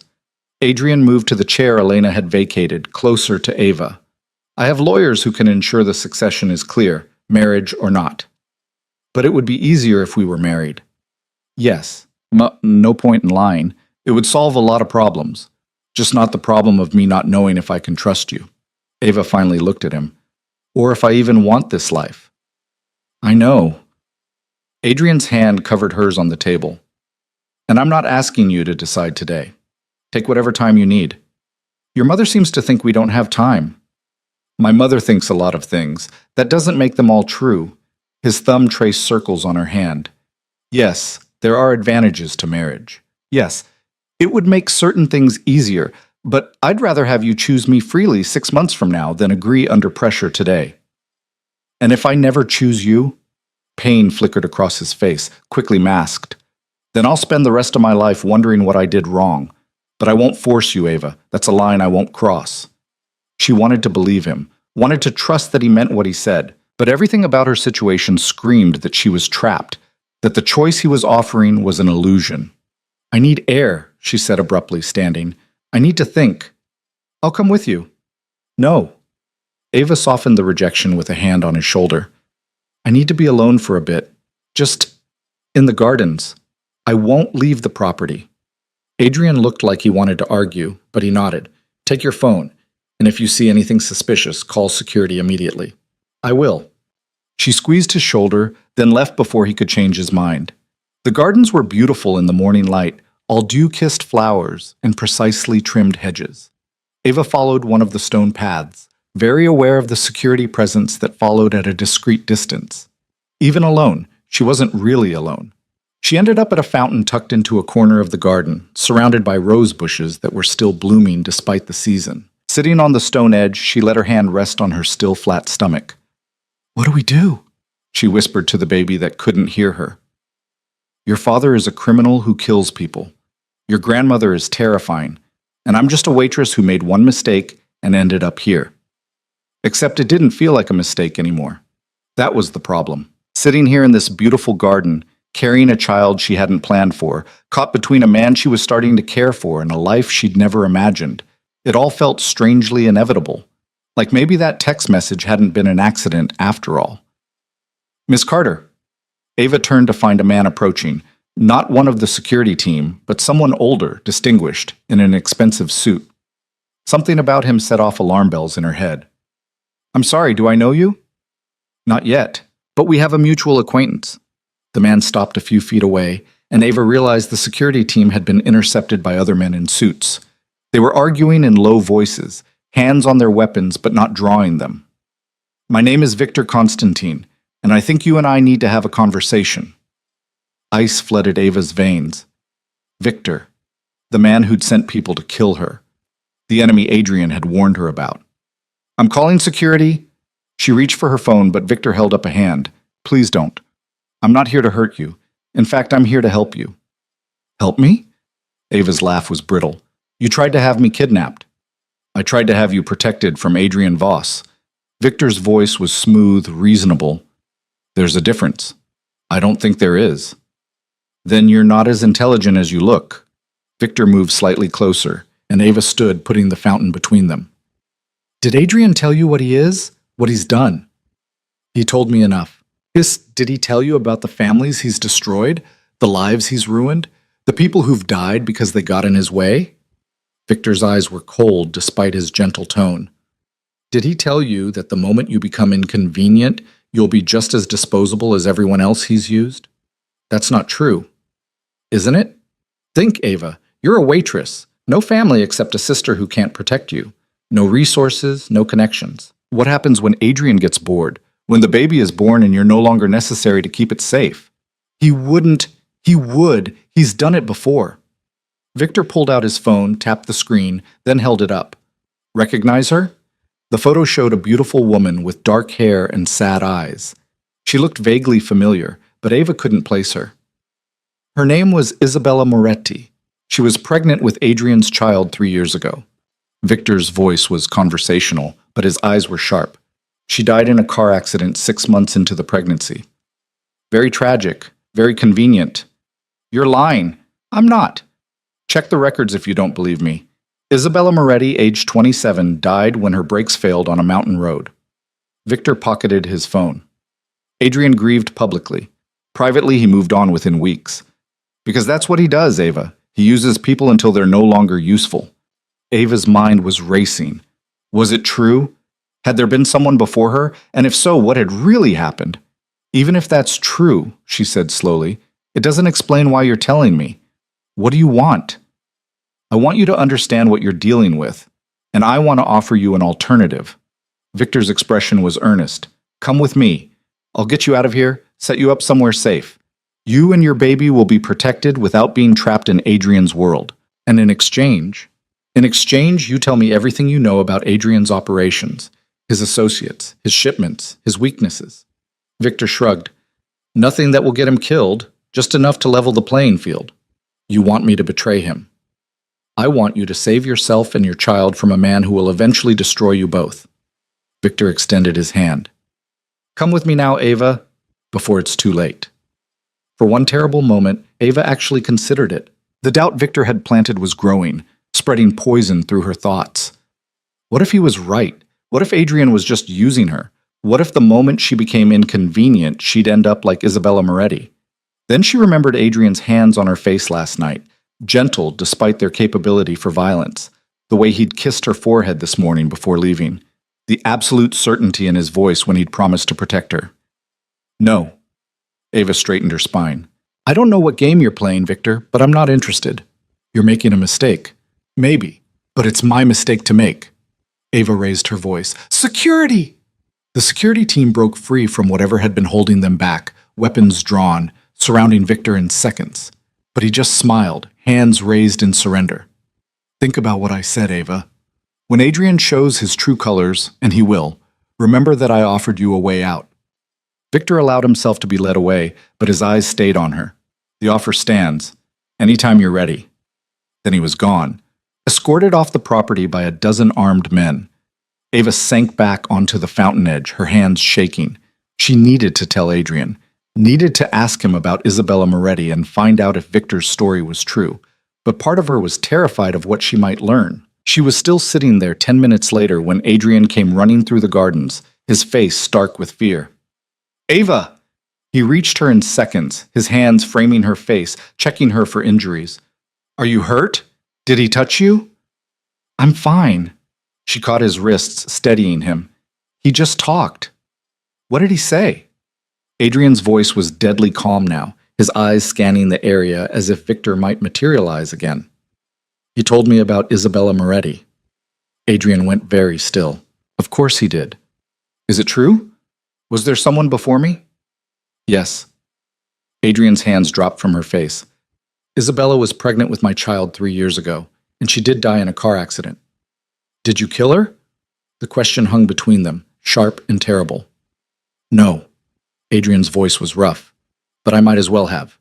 The car accident wasn't an accident. It was Victor's people sending me a message, proving they could reach anyone I cared about. His jaw tightened.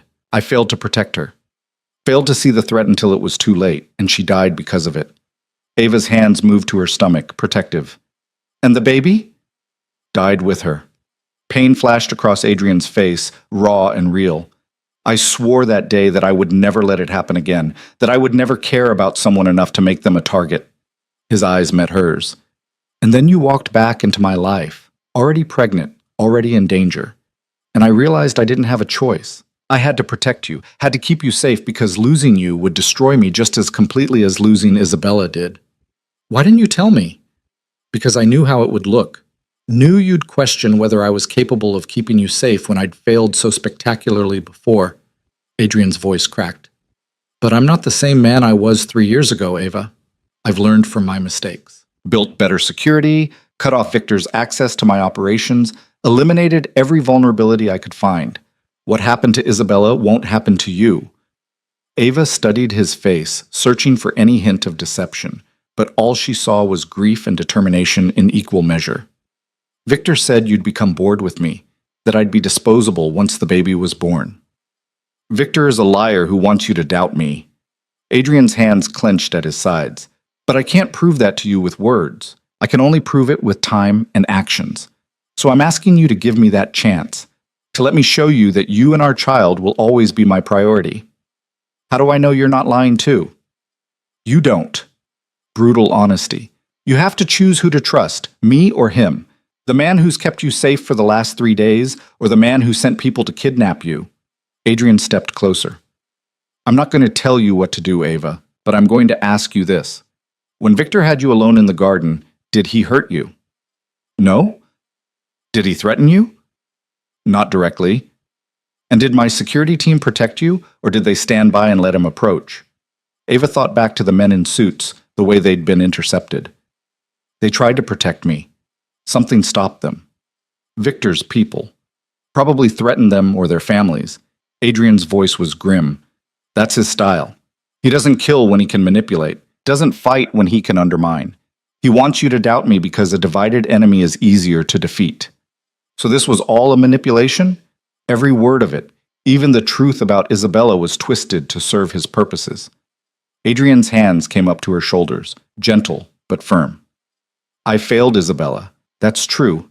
But I won't fail you. I can't. Because you're not just someone I care about, Ava. You're the mother of my child. And that makes you untouchable in my world. Ava wanted to believe him. Wanted to trust that his words were genuine and not just another form of manipulation. But standing in the garden where Victor had just planted seeds of doubt, she couldn't be sure of anything. I need time, she said finally, to think, to process all of this. Take all the time you need. Adrian released her shoulders. But do it inside the house, where it's safe, where Victor can't get to you again. She let him lead her back through the gardens, security forming a protective circle around them. Her mind was spinning with everything she'd learned, about Isabella, about Victor's methods, about the danger that seemed to come from every direction. Inside, Margaret was waiting with concerned eyes and fresh tea. Miss Carter, are you all right? I'm fine. Ava accepted the tea gratefully. Just shaken. Understandable. Security has been doubled, Mr. Constantine won't be getting onto the property again. Margaret's tone suggested this was a personal affront. Is there anything else you need? Privacy? Ava glanced at Adrian. I need to be alone for a while. Pain flickered across his face, but he nodded. I'll be in my office if you need me. Ava retreated to her suite and spent the next few hours sitting on the balcony, trying to make sense of everything. Victor's words kept replaying in her head, mixing with Adrian's explanations until she couldn't tell truth from lies anymore. Her phone buzzed, a text from Maya. Finally. She'd been trying to reach her sister for days. "Are you okay? Haven't heard from you in forever. Getting worried." Ava stared at the message, fingers hovering over the keyboard. What could she possibly say? That she was living with a crime boss because she'd accidentally gotten pregnant? That she was being hunted by his enemies and might have to marry him for protection? "I'm fine. Just dealing with some stuff. We'll call soon. Love you." It was inadequate and she knew it, but anything more would require explanation she wasn't ready to give. Another buzz, this time from an unknown number. "The offer stands. When you're ready to leave, call this number." Ava deleted the message immediately, but the damage was done. Victor had her number, which meant he had ways of reaching her even inside Adrian's fortress. She was about to turn off her phone when it rang, Adrian's name on the screen. "Yes? Can you come to my office? There's something you need to see." His voice was carefully neutral, which set off alarm bells. "What is it? Just come, please. Just..." She found him in a room she hadn't seen before, his private office, all dark wood and leather, and walls lined with monitors showing security feeds from every angle of the property. He was standing in front of the largest screen, his posture rigid. "What's wrong?" Adrian turned and his expression made her stomach drop. "Daniel Morrison is dead." The room tilted. "What?" "Your ex. He was found an hour ago in his apartment, single gunshot to the head." Adrian's voice was carefully controlled. "Victor's people are claiming it was suicide, but the police aren't buying it." "Oh my God." Ava's hand went to her mouth. "Danny, we weren't together anymore, but he didn't deserve..." "No, he didn't." Adrian moved to her side, steadying her with a hand on her elbow. But Victor needed to tie up loose ends. Daniel knew too much about his operations, and Victor wanted to send me another message. "What message?" "That he can reach the people around me whenever he wants. That no one is safe." Adrian's jaw was tight. He killed Daniel to prove a point, and to make sure you understood the stakes. Ava felt sick. Danny had been weak and dishonest, and tangled up in things he shouldn't have been. But he'd also been the first person to tell her she was beautiful, the man who'd held her during her grandmother's funeral. He'd been part of her life, however briefly, and now he was dead because of her connection to Adrian. "This is my fault," she whispered. "No." Adrian turned her to face him, his hands firm on her shoulders. "This is Victor's fault. He pulled the trigger. He made the choice. You're no more responsible for Daniel's death than you are for the weather." "But if I hadn't sent that ultrasound, then Victor would have found another way to get to me. This isn't about you, Ava. It's about him and me in a war that's been brewing for years." Adrian's voice softened. "Daniel's death is tragic, but it's not your fault. Do you understand me?" She wanted to believe that she wasn't responsible for a man's death, but the guilt sat heavy in her chest, making it hard to breathe. "I want to go to the funeral," she said. "Absolutely not." "Adrian? No." His voice was final. "Victor will be watching, waiting for you to show up so he can make another move. I won't risk you like that. So I'm just supposed to hide here forever? Never leave this estate?" "Until Victor is dealt with, yes." Adrian's expression was unyielding. "I know that's not what you want to hear, but it's the reality of your situation." "My situation?" Ava pulled away from him. "You keep saying that like it's something separate from me. Like I'm just a problem to be managed. That's not what I meant, isn't it?" She was angry now, the fear and guilt transforming into something hotter. "Ever since that ultrasound, you've made every decision for me. Where I live, who I see, what I do. I don't even have my own phone anymore. This one is provided by your people, monitored by your security. When does it stop, Adrian? When do I get to make my own choices?" "When it's safe." "And when will that be? When Victor's dead? When all your enemies are eliminated? That's never going to happen." Her voice rose. "You live in a world where there's always another threat, always another enemy. If I wait for it to be safe, I'll be waiting forever." Adrian's hands clenched at his sides. "What do you want from me, Ava? To let you walk into danger? To stand by while Victor kills you the way he killed Isabella?" "I want you to treat me like a partner instead of a prisoner." The words exploded out of her. I want you to ask instead of command. I want to feel like I have some control over my own life. You want control? Adrian's voice dropped dangerously low. Fine. Here's a choice. You can stay here where you're protected and safe. Or you can leave, walk out that door right now, and take your chances with Victor. Those are your options. Choose. The ultimatum hung between them, sharp and painful. That's not a real choice, Ava said quietly. It's the only choice I can give you. Adrian's expression was anguished. I'm trying to keep you alive, Ava. I'm trying to make sure our child has a chance to be born. And yes, that means making hard decisions that you don't like. But I won't apologize for protecting you. Even if that protection feels like a cage? Even then. He moved closer, and she could see the strain in his eyes, the toll this was taking on him too. I lost Isabella because I didn't take the threat seriously enough. Because I thought love and good intentions would be enough to keep her safe. I won't make that mistake again, even if it means you hate me for it. Ava's anger drained away, leaving only exhaustion in its wake. I don't hate you. You should. Adrian's voice was raw. You should hate me for dragging you into this world, for getting you pregnant, for turning your life upside down. But I can't change any of it, and I wouldn't if I could.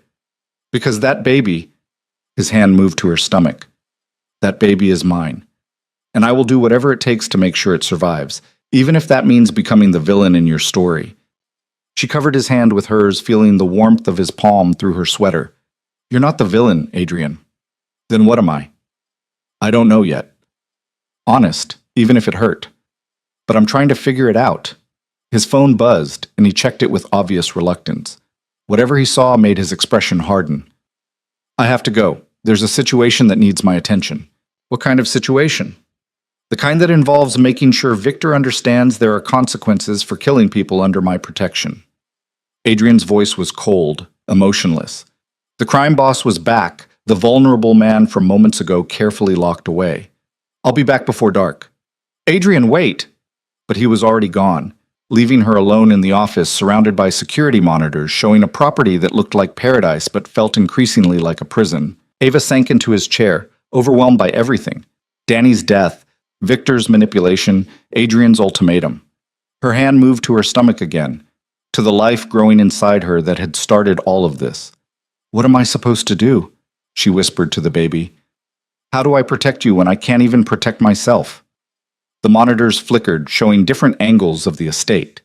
Gardens, driveway, forest perimeter, and in one corner a car pulling up to the front entrance. Elena Voss stepped out, her expression grim. Ava's phone buzzed, a text from Margaret. Mrs. Voss requests your presence in the library. Of course she did, because apparently today wasn't complete without another confrontation. Ava found Elena in the library, standing by the windows with a glass of wine in hand. She turned when Ava entered, and her expression was unreadable. Adrian told me what happened, about Daniel Morrison. Elena's voice was softer than Ava expected. I'm sorry for your loss. We weren't together anymore. That doesn't make his death any less tragic. Elena gestured to the chair beside her. Sit. Please. Ava sat, wary. I know what you're thinking, Elena continued, that this is all my fault. That if I hadn't pushed for marriage, if I hadn't made you feel pressured, maybe things would be different. I wasn't thinking that. You should be, because you'd be right. Elena took a sip of her wine. I came here to apologize. My approach this morning was aggressive. I forgot what it was like to be young and scared and thrown into this world without preparation. You were thrown into this world? Not exactly, but I wasn't born into it either. Elena's smile was wistful. I met Adrian's father at a gallery opening. I was a curator. He was buying art to launder money. We should never have worked, but we did for 30 years until the day he died. She paused. And I spent every one of those years terrified that something would happen to him, that his world would swallow him whole and leave me alone. What changed? I realized that love in our world looks different than it does in yours. It's not flowers and romance and fairy tale endings. It's choosing to stay when every instinct says to run. It's finding ways to protect each other in a world that wants to destroy you both. Elena met Ava's eyes. Adrian loves you. Maybe not the way you want yet, but he will. And when he does, it will be fierce and consuming and terrifying. The question is whether you'll be brave enough to love him back. I don't know if I am. Then figure it out, because that baby deserves parents who chose each other, not parents trapped together by circumstance. Elena set down her wine glass. I'm leaving tomorrow, returning to the city, but I'll be back for the wedding. There isn't going to be a wedding. We'll see. Elena's smile was knowing. You're stronger than you think, Ava Carter, and my son is more vulnerable than he appears. Together, you might just survive this. She left Ava alone in the library with those words echoing in her head. The hours passed slowly. Ava tried to read, tried to rest, but her mind wouldn't quiet. Danny was dead. Victor was circling. Adrian was off doing things she didn't want to imagine, and she was trapped in this beautiful cage waiting for the next crisis to hit. Darkness fell, and still Adrian didn't return. Margaret brought dinner to her suite, comfort food, soup, and bread, and something chocolate for dessert. He'll be back soon, she said gently. He always comes back. But midnight came and went, and Ava was still alone. She finally fell asleep on the sofa, wrapped in a blanket, her phone clutched in her hand in case he called. She woke to someone lifting her, strong arms cradling her against a familiar chest. Adrian carried her to the bedroom, laying her gently on the bed. You're back, she murmured, still half asleep. I'm back. His voice was rough with exhaustion. I'm sorry I was gone so long. Is it done? Whatever you had to do. It's done. Adrian pulled the blanket over her. Victor knows what happens when he crosses lines. He won't make the same mistake twice. Ava caught his hand before he could pull away. Stay. Ava, please, I don't want to be alone tonight. Adrian hesitated, then nodded. He disappeared into the bathroom, and she heard water running. When he emerged, he'd changed into sleep pants, his chest bare. He slid into bed beside her, and Ava immediately curled into his warmth. I'm sorry about earlier, she whispered, about saying you were treating me like a prisoner. You weren't wrong. His arm came around her, holding her close. I am controlling. I do make decisions without asking. But Ava, I swear to you, it's only because I'm terrified of losing you. You won't lose me. You can't promise that. Neither can you. She tilted her head back to look at him in the darkness. But we're both here now. That has to count for something. Adrian's hand came up to cup her face, his thumb brushing across her cheek. It counts for everything.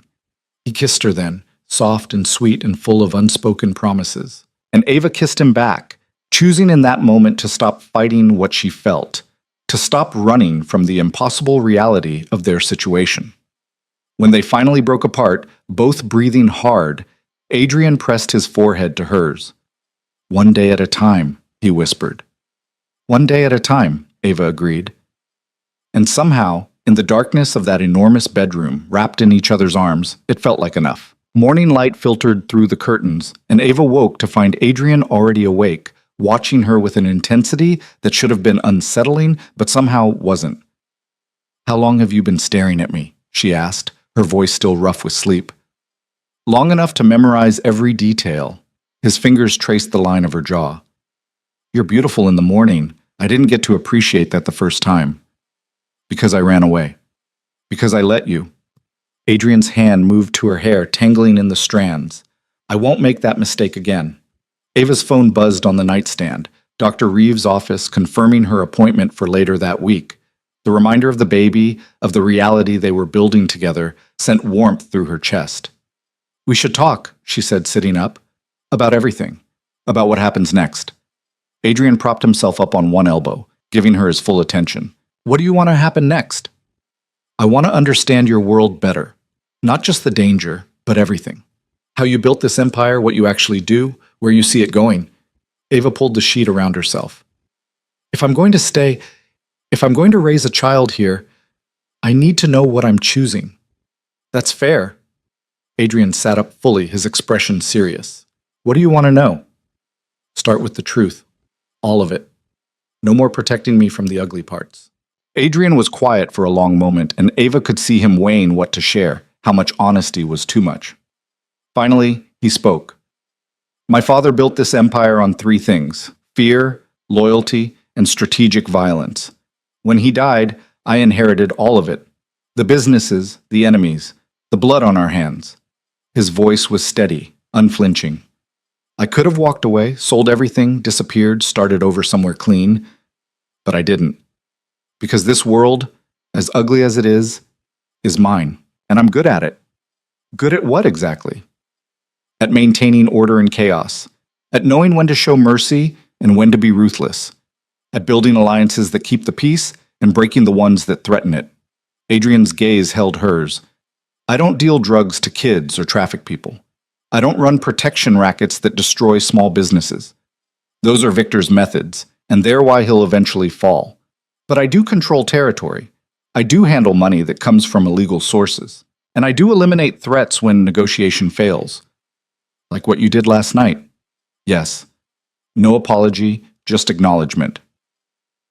Victor needed to understand that killing Daniel crossed a line, so I made sure 3 of his operations were shut down permanently, sent a message that can't be misunderstood.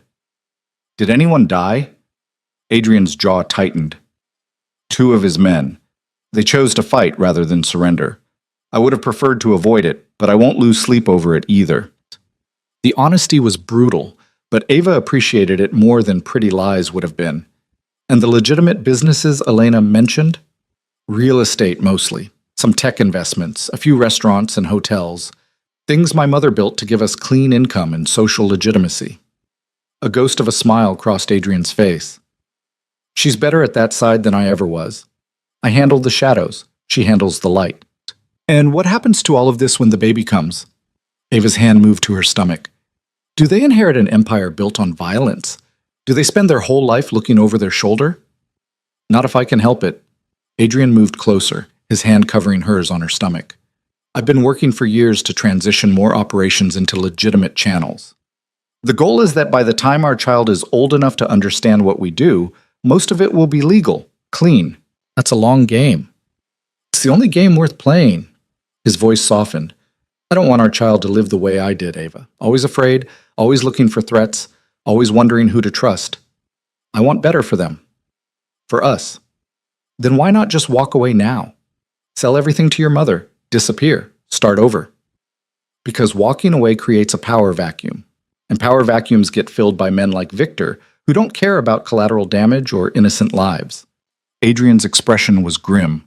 At least with me in control, there are rules. Lines that don't get crossed. If I leave, all of that goes with me. Ava absorbed this, understanding the terrible logic of it. So you're trapped too, just in a different way. Yes. The admission seemed to cost him something. But I'm choosing to be trapped. That makes it different. Does it? I'd like to think so. Adrian pulled her closer until she was tucked against his side. But maybe we're both just telling ourselves comfortable lies to make impossible choices bearable. They lay in silence for a while, and Ava found herself thinking about choices. The ones she'd made, the ones she hadn't, and the ones still ahead of her. Your mother said I should figure out if I'm brave enough to love you, she said quietly. Adrian's entire body went still. And have you? Figured it out? I'm starting to. Ava tilted her head to look at him. I think I've been so focused on being angry about losing control that I haven't let myself feel anything else. But last night, when you were gone, and I didn't know if you were safe, her voice caught. I was terrified. Not just for myself or the baby, but for you. Ava, let me finish. She pressed her fingers to his lips. I'm not ready to say I love you. I'm not even sure I know what love looks like in your world. But I'm willing to try. To stay, to learn, to build something with you, one day at a time. Adrian caught her hand, pressing a kiss to her palm. That's more than I deserve, more than I dared hope for. Don't make me regret it. But there was no heat in her words, just affection and the first fragile shoots of trust. I'll spend every day trying not to. Adrian pulled her into a kiss that was deep and claiming, and full of promises neither of them could guarantee, but both wanted to believe in. When they finally broke apart, the sun was fully up, and Margaret was undoubtedly waiting with breakfast. But neither of them moved, content to stay in the warm cocoon of the bed a little longer. There's something else we need to discuss, Adrian said eventually. The wedding. Ava groaned. I knew that was coming. Hear me out. He shifted so they were facing each other. I know you don't want to be forced into marriage, and I meant what I said about not pressuring you, but there's a practical reality we can't ignore. As my wife, you have legal protections that you don't have as my girlfriend or the mother of my child. Elena made that argument already. I know, but I'm making it differently. Adrian took her hand, lacing their fingers together. I'm not asking you to marry me because it's what my mother wants, or because it solves succession problems. I'm asking because I want you to have every possible shield against people like Victor. I want your name on documents that give you access to resources, to lawyers, to money that can't be frozen or seized. I want you protected by law as well as by my word. That's still a practical argument, not a romantic one. Romance is a luxury we might not have time for. Adrian's thumb traced circles on her hand. But I can promise you this. If you agree to marry me, I will spend the rest of my life earning the right to call you my wife. Not just protecting you, but partnering with you, respecting your choices, building something real between us. Ava studied his face, searching for manipulation or coercion, but all she saw was sincerity and a vulnerability that he rarely showed. If I say yes, and I'm not saying I am, what would it look like? Small ceremony, just family, nothing public, nothing that draws attention. Adrian's voice was careful, like he was afraid of spooking her. We could do it here on the estate, this week, if you're willing. Or we could wait until you feel ready. This week? Ava's eyes widened. That's fast. Victor is still a threat. The faster you're legally protected, the better. Adrian released her hand, giving her space. But if you need more time, we'll make it work. I won't rush you into something you're not ready for. Except you are rushing me. You're telling me there's a threat that requires immediate action, which is just another form of pressure. You're right. Adrian ran a hand through his hair, frustrated. And I'm sorry. I'm trying to balance keeping you safe with respecting your autonomy, and I'm failing at both. The admission surprised her. In the time she'd known him, Adrian had been unfailingly confident, always certain of his decisions. Seeing him uncertain, vulnerable, made him more human somehow. What if we compromise? Ava said slowly, the idea forming as she spoke. We do the legal marriage now. Small, private, just what's necessary for protection.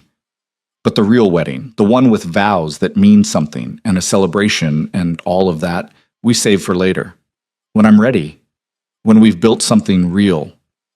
Adrian's expression shifted, hope and relief mixing together. You'd be willing to do that? I'd be willing to try. Ava's hand moved to her stomach. For the baby. For the protection. And maybe a little bit for you. I'll take a little bit. Adrian pulled her close, his arms banding around her. I'll take whatever you're willing to give and work for the rest. You'd better.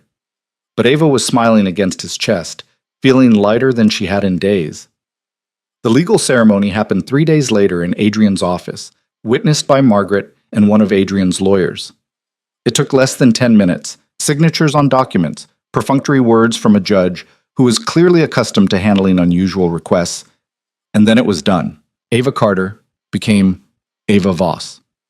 The name felt foreign, too big for her to fill, but when Adrian slid a simple platinum band onto her finger, elegant and understated, nothing like the ostentatious rings she'd expected, it felt right somehow. Mrs. Voss, he said softly, and there was something in his voice that made her chest ache. Mr. Voss, she replied, testing out the words. The lawyer departed quickly, leaving them alone in the office. Adrian pulled her into his arms, and they stood like that for a long moment, just breathing together. Thank you, he said against her hair, for trusting me enough to do this. Thank you for not making it a production. Ava looked up at him. Though I suspect your mother is going to have opinions. My mother can have all the opinions she wants. This was about you and me and keeping you safe. Adrian's hand splayed across her back, warm and possessive. Everything else is just details. The next few weeks fell into a strange rhythm. Ava's body began to change in subtle ways, the slightest curve to her stomach, a new fullness to her breasts. Dr. Reeves pronounced everything progressing normally, and each week brought new ultrasound images that Adrian studied like they held the secrets of the universe. Victor remained a distant threat, his operations curtailed by Adrian's systematic dismantling of his resources. There were no more surprise visits to the garden, no more manipulation attempts. Just an uneasy peace that both sides seemed willing to maintain for now. Ava started to explore the estate more freely, discovering hidden corners and beautiful spaces she hadn't noticed before. The library became her favorite refuge, and she spent hours there reading everything from business texts to parenting books to novels that had nothing to do with her new reality. Maya finally came to visit after weeks of Ava making excuses about why they couldn't meet in the city. Her sister's reaction to the estate was predictably shocked. "This is where you've been living?" Maya stood in the foyer, spinning in a slow circle. "Ava, this is insane. Who is this guy?" "It's complicated." Ava led her sister to the sunroom, where Margaret had prepared tea and pastries. "But I need you to trust me. I'm safe here. The baby is safe here." "The baby?" Maya's eyes went wide. "You're really pregnant. I thought maybe you were joking in that text." "Not joking." Ava pulled up her shirt slightly, showing the small bump. 14 weeks now." Maya reached out tentatively, her hand hovering over Ava's stomach. "Can I?" "Of course." Her sister's touch was gentle, reverent. "I'm going to be an aunt. Wow, that's huge." Maya's eyes filled with tears. "And you're married? To someone I've never met?" "I know." "I'm sorry I didn't tell you sooner. Everything happened so fast, and there were complications." "What kind of complications require you to disappear and marry a stranger?" Ava hesitated, weighing how much truth to share. "The kind that involve dangerous people and situations I don't fully understand yet. But Adrian, my husband, he's keeping us safe. The baby and me." "Adrian?" Maya's expression was skeptical. "And I'm supposed to just trust that some guy I've never met has your best interests at heart?" "No, you're supposed to trust me." Ava took her sister's hand. "I know this looks crazy from the outside, but I'm making the best choices I can with the information I have. And I need you to support me, even if you don't understand." Maya was quiet for a long moment, studying Ava's face. "You seem different. More settled, maybe. Less like you're constantly scrambling just to survive." I feel different." Ava realized it was true as she said it. "For the first time in years, I'm not worried about making rent or juggling work schedules or stretching every dollar. I can just breathe." "And that's worth marrying someone you barely know?" "I'm getting to know him." Ava's hand moved to her ring, twisting it. "And he's getting to know me. It's not conventional, but it's working." The sunroom door opened and Adrian stepped in. He'd clearly been giving them privacy but had timed his entrance perfectly. He was dressed more casually than usual, jeans and a dark sweater that made him look younger, less intimidating. "You must be Maya." He extended his hand. "I'm Adrian. It's good to finally meet you." Maya shook his hand warily. "So you're the one who swept my sister off to a mansion and married her in secret?" "That's an oversimplification, but yes." Adrian's smile was slight. "I imagine you have questions." "A few hundred." Maya's eyes narrowed. "Starting with what your intentions are toward my sister." "To protect her and our child with everything I have. To build a life together that's stable and safe. And to earn her trust every single day, because I know I don't deserve it yet." Adrian's gaze shifted to Ava, soft in a way Maya couldn't miss. "Your sister is remarkable. I'm lucky she chose to stay." "I haven't heard her mention being given much choice." "That's fair." Adrian didn't flinch from the accusation. "The circumstances of how we ended up here weren't ideal, but Ava makes her own choices now, including whether to keep me in her life or send me away." Maya looked between them, and Ava could see her sister processing, evaluating. Finally, she sighed. "Okay, I don't understand any of this, and I'm pretty sure you're both insane, but if Ava says she's happy, I'm going to choose to believe her." She pointed at Adrian. "But if you hurt her, I will find a way to make you regret it. Sister's prerogative." "Understood." Adrian's expression was solemn and appreciated. Ava should have people in her life who protect her, even from me if necessary. The visit ended better than it had started, with Maya promising to come back soon and Adrian arranging for a car service to take her home safely. As they watched her leave from the front steps, Ava leaned into Adrian's side. "Thank you for that," she said, "for letting her grill you." She had every right. Adrian's arm came around her waist. "I took you away from everything familiar. The least I can do is let your family verify you're okay." "She likes you, even if she won't admit it yet." "I don't need her to like me. I just need her to know you're safe." Adrian pressed a kiss to her temple. "Speaking of which, there's something I need to tell you." Ava tensed. "That sounds ominous." "Not ominous, just significant." Adrian guided her back inside to his office. He pulled up something on his computer, then turned the screen toward her. Victor reached out through intermediaries. He wants to negotiate. Negotiate what? A truce. Territory agreements that give us both space to operate without conflict. Adrian's expression was carefully neutral. It's a good offer. Better than I expected. But it also means admitting I can't eliminate him entirely, that we're going to have to coexist. Adrian's jaw tightened. I want your opinion before I respond. Ava stared at the screen, at the formal language of the proposal. What do you want to do? Eliminate the threat entirely. Make sure he can never come after you or the baby again. Adrian's voice was hard. But that would mean open war, casualties on both sides, collateral damage I can't fully control. And if you accept the truce, then we live with an uneasy peace. Victor stays in his territory, I stay in mine, and we both agree not to target each other's people. It's not perfect, but it's stable. Ava thought about Danny's death, about Isabella Moretti, about all the violence that had already touched their lives. I vote for peace, however imperfect. Even though it means Victor walks away unpunished? Even though. She turned away from the screen to face Adrian. Because I want our child to grow up in a world where you're here, not off fighting wars. And because I think you want the same thing, even if your pride makes it hard to admit. Adrian was quiet for a long moment. Then he nodded. You're right. I do want that. He pulled her close, his forehead resting against hers. I'll accept the truce, on the condition that he never comes near you or the baby again. Make it ironclad. I will. Adrian's hands framed her face. I promise. The truce was formalized 2 weeks later through lawyers and intermediaries. Ava never saw Victor again, but she felt the weight of his absence. The security detail reduced, the tension in Adrian's shoulders easing, the sense that maybe they could breathe without looking over their shoulders constantly. As winter gave way to early spring, Ava's pregnancy became impossible to hide. Her body rounded beautifully, and Adrian seemed fascinated by every change. He would spend hours with his hand on her stomach, feeling the baby move, talking to them in soft Italian that Ava didn't understand but found beautiful anyway. What are you saying? She asked one night as they lay in bed, his palm warm against her belly. I'm telling them about their grandfather, about the man who built this empire and the legacy they're inheriting. Adrian's voice was soft in the darkness, and I'm making promises about the father I'm going to be, the kind who's present, who protects them, who loves them unconditionally. You're going to be an amazing father, Ava covered his hand with hers, even if you are terrifying sometimes. Only to people who deserve it. Adrian shifted so he could kiss her stomach. Never to you, never to them. Adrian? Ava's voice was hesitant. I think I'm ready. Ready for what?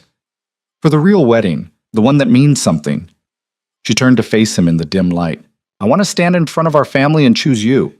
Not because I'm scared or because it's practical, but because I want to. Adrian's expression transformed into something so tender it made her chest ache. Are you sure?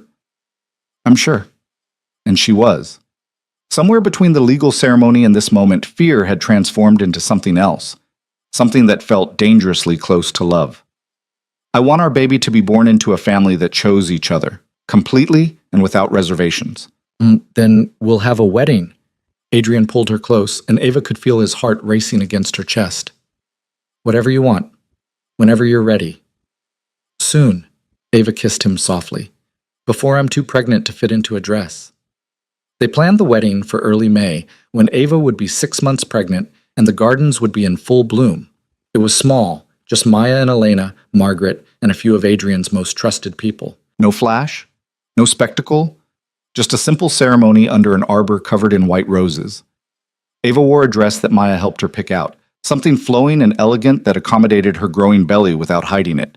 Her hair was down, the way Adrian liked it, and she carried a bouquet of peonies that matched the ones scattered through the garden. Elena cried through the entire ceremony, which Ava hadn't expected. The formidable matriarch who'd intimidated her so thoroughly that first day stood with tears streaming down her face as Adrian and Ava exchanged vows they'd written themselves. I promise to choose you every day, Ava said, her voice steady despite her racing heart. To build a life with you that's honest and real, to be your partner in all things, the light and the dark. and to love this child we made together with everything I have. Adrian's vows were simpler but no less powerful. I promise to protect you, to honor you, to give you the freedom to choose while making sure you always have a safe place to return to. I promise to be the father our child deserves and the husband you need. And I promise that whatever comes, we face it together. When the officiant pronounced them married, truly married this time, Adrian kissed her with a tenderness that made the small gathering sigh, and Ava kissed him back, tasting salt from tears she hadn't realized she was crying. I love you, she whispered against his lips, the first time she'd said the words.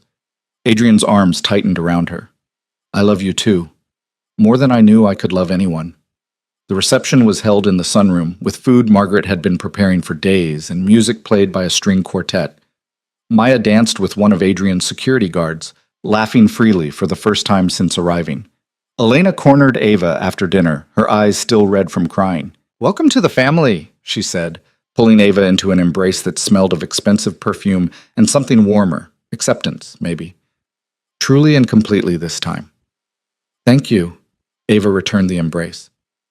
For everything, even the parts that were terrifying. Especially those parts. Elena pulled back, holding Ava at arm's length. They made you stronger, and Adrian needs someone strong beside him. As evening fell, Adrian pulled Ava away from the celebration, leading her to a part of the estate she hadn't seen before, a small cottage nestled at the edge of the property, surrounded by flowering trees. What is this? She asked as he unlocked the door. Yours. Ours. Adrian guided her inside to a space that was smaller than the mansion, but no less beautiful. I had it renovated as a wedding gift. Somewhere we can escape when the main house feels too big or too formal. Somewhere that's just for us and the baby. The cottage was perfect, airy and warm, with a nursery already prepared in soft yellows and creams. There was a rocking chair by the window, and a crib that looked handmade, and Ava felt tears welling up again. You did this for us? I wanted you to have a place that felt like home, not just a room in my house. Adrian's arms came around her from behind, his hands settling on her belly. This is ours, Ava, our family's space. She turned in his arms, going up on her toes to kiss him. It's perfect. You're perfect. I'm far from perfect. But he was smiling. But I'm yours. Yes. Ava pressed her forehead to his. You are. They made love that night in the cottage, slow and sweet, Adrian worshipping her changing body with hands and mouth until she was trembling and breathless.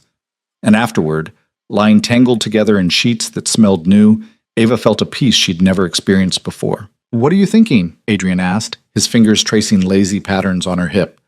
That I'm happy. Simple words, but they carried weight.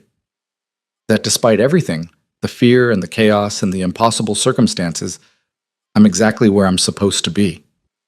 With me. With you. She kissed his chest, building something real, something lasting. The baby kicked then, strong enough that Adrian felt it against his stomach. His expression transformed into wonder, the same look he got every time he felt their child move. They're going to be here soon, he said softly. Our daughter. They'd found out the sex at the last ultrasound.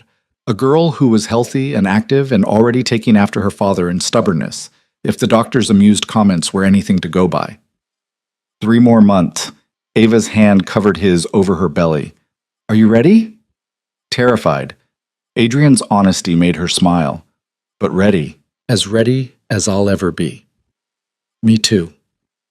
They fell asleep like that, hands intertwined over their daughter, hearts beating in sync.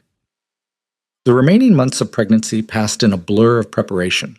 The nursery in the main house was completed, a complement to the one in the cottage, giving them options.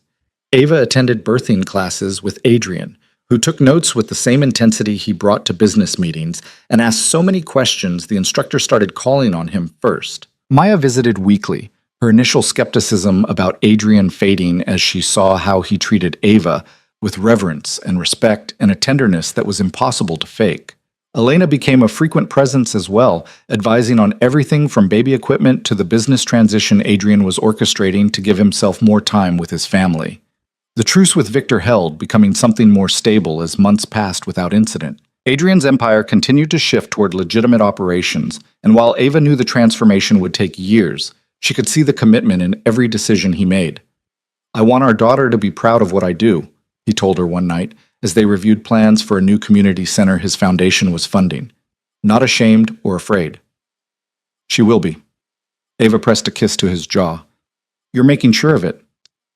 Labor came 3 weeks early, in the middle of the night, and with an intensity that stole Ava's breath. Adrian remained calm, getting her to the car and to the private hospital Dr. Reeves had arranged with an efficiency that spoke to careful planning. You've got this, he said, holding her hand through contractions that felt like they were tearing her apart. You're so strong, Ava, so brave. I'm not, she gasped as another contraction hit.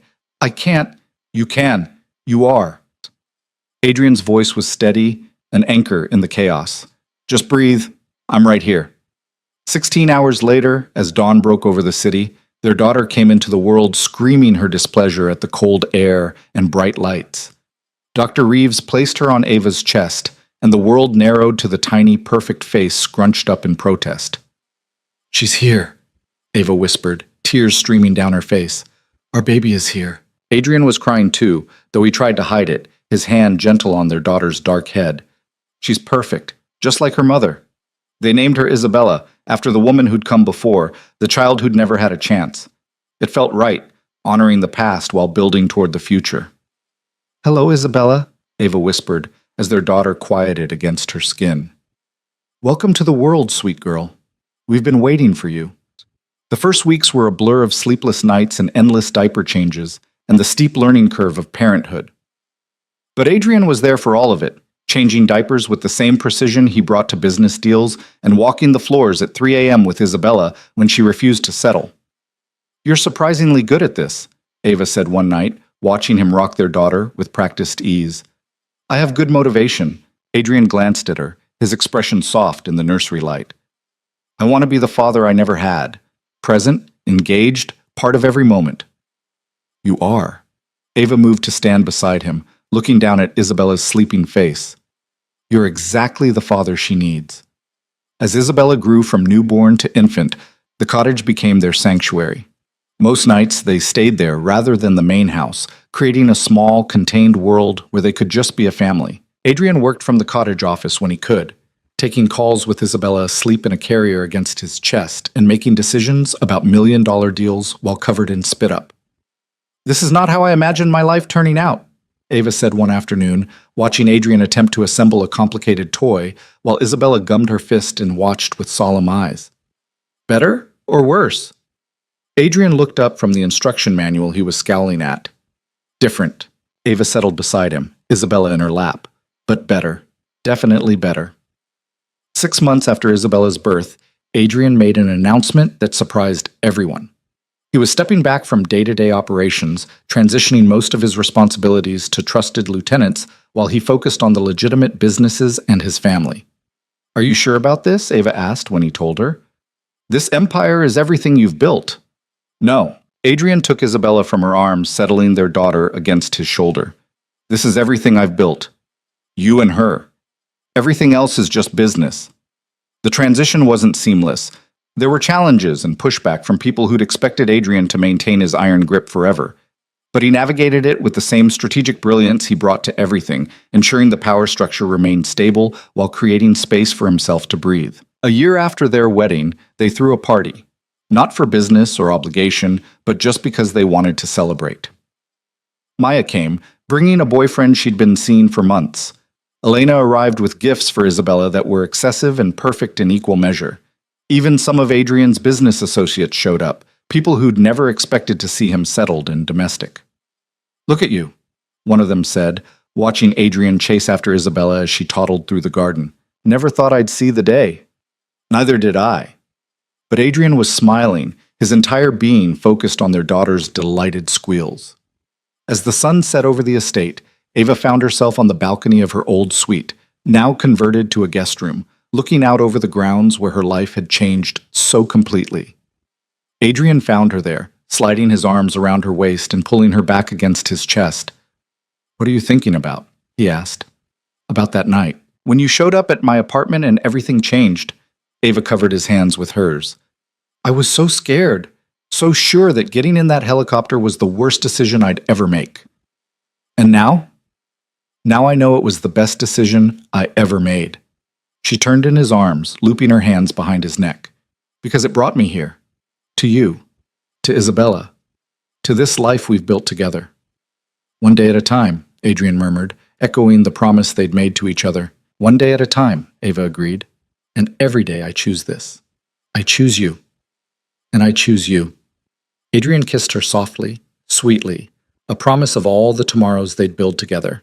From inside the house, they could hear Isabella's babbling and Maya's laughter, Elena's voice offering unsolicited but well-meaning advice. The sounds of family, of home, of a life that had started with a mistake and transformed into something beautiful. Ava had walked into Adrian's world expecting a cage. Instead, she'd found freedom, the freedom to be herself, to build something meaningful, to love without reservation. The gilded bars had dissolved, leaving only the choice to stay. And every single day, she chose to stay. Not because she had to, not because she was trapped or scared or had no other options, but because this impossible man with his dangerous world and tender heart had become her home. And the baby they'd made together, now growing into a toddler with her father's dark eyes and her mother's stubborn spirit, was proof that sometimes the best things in life come from the most unexpected places. As the party continued below and stars began to appear overhead, Adrian and Ava stood together on the balcony, holding each other in the gathering dark. They'd survived bullets and betrayals, fought their way through fear and doubt, and emerged on the other side stronger for it. I love you, Ava said, the words coming easily now, as natural as breathing. I love you too. Adrian pressed a kiss to her forehead. Always. And in that moment, wrapped in each other's arms with their daughter's laughter echoing through the house, and their future stretching out bright and full of possibility, Ava knew with absolute certainty that she was exactly where she belonged. Home. With him. Building their tomorrow, one day at a time.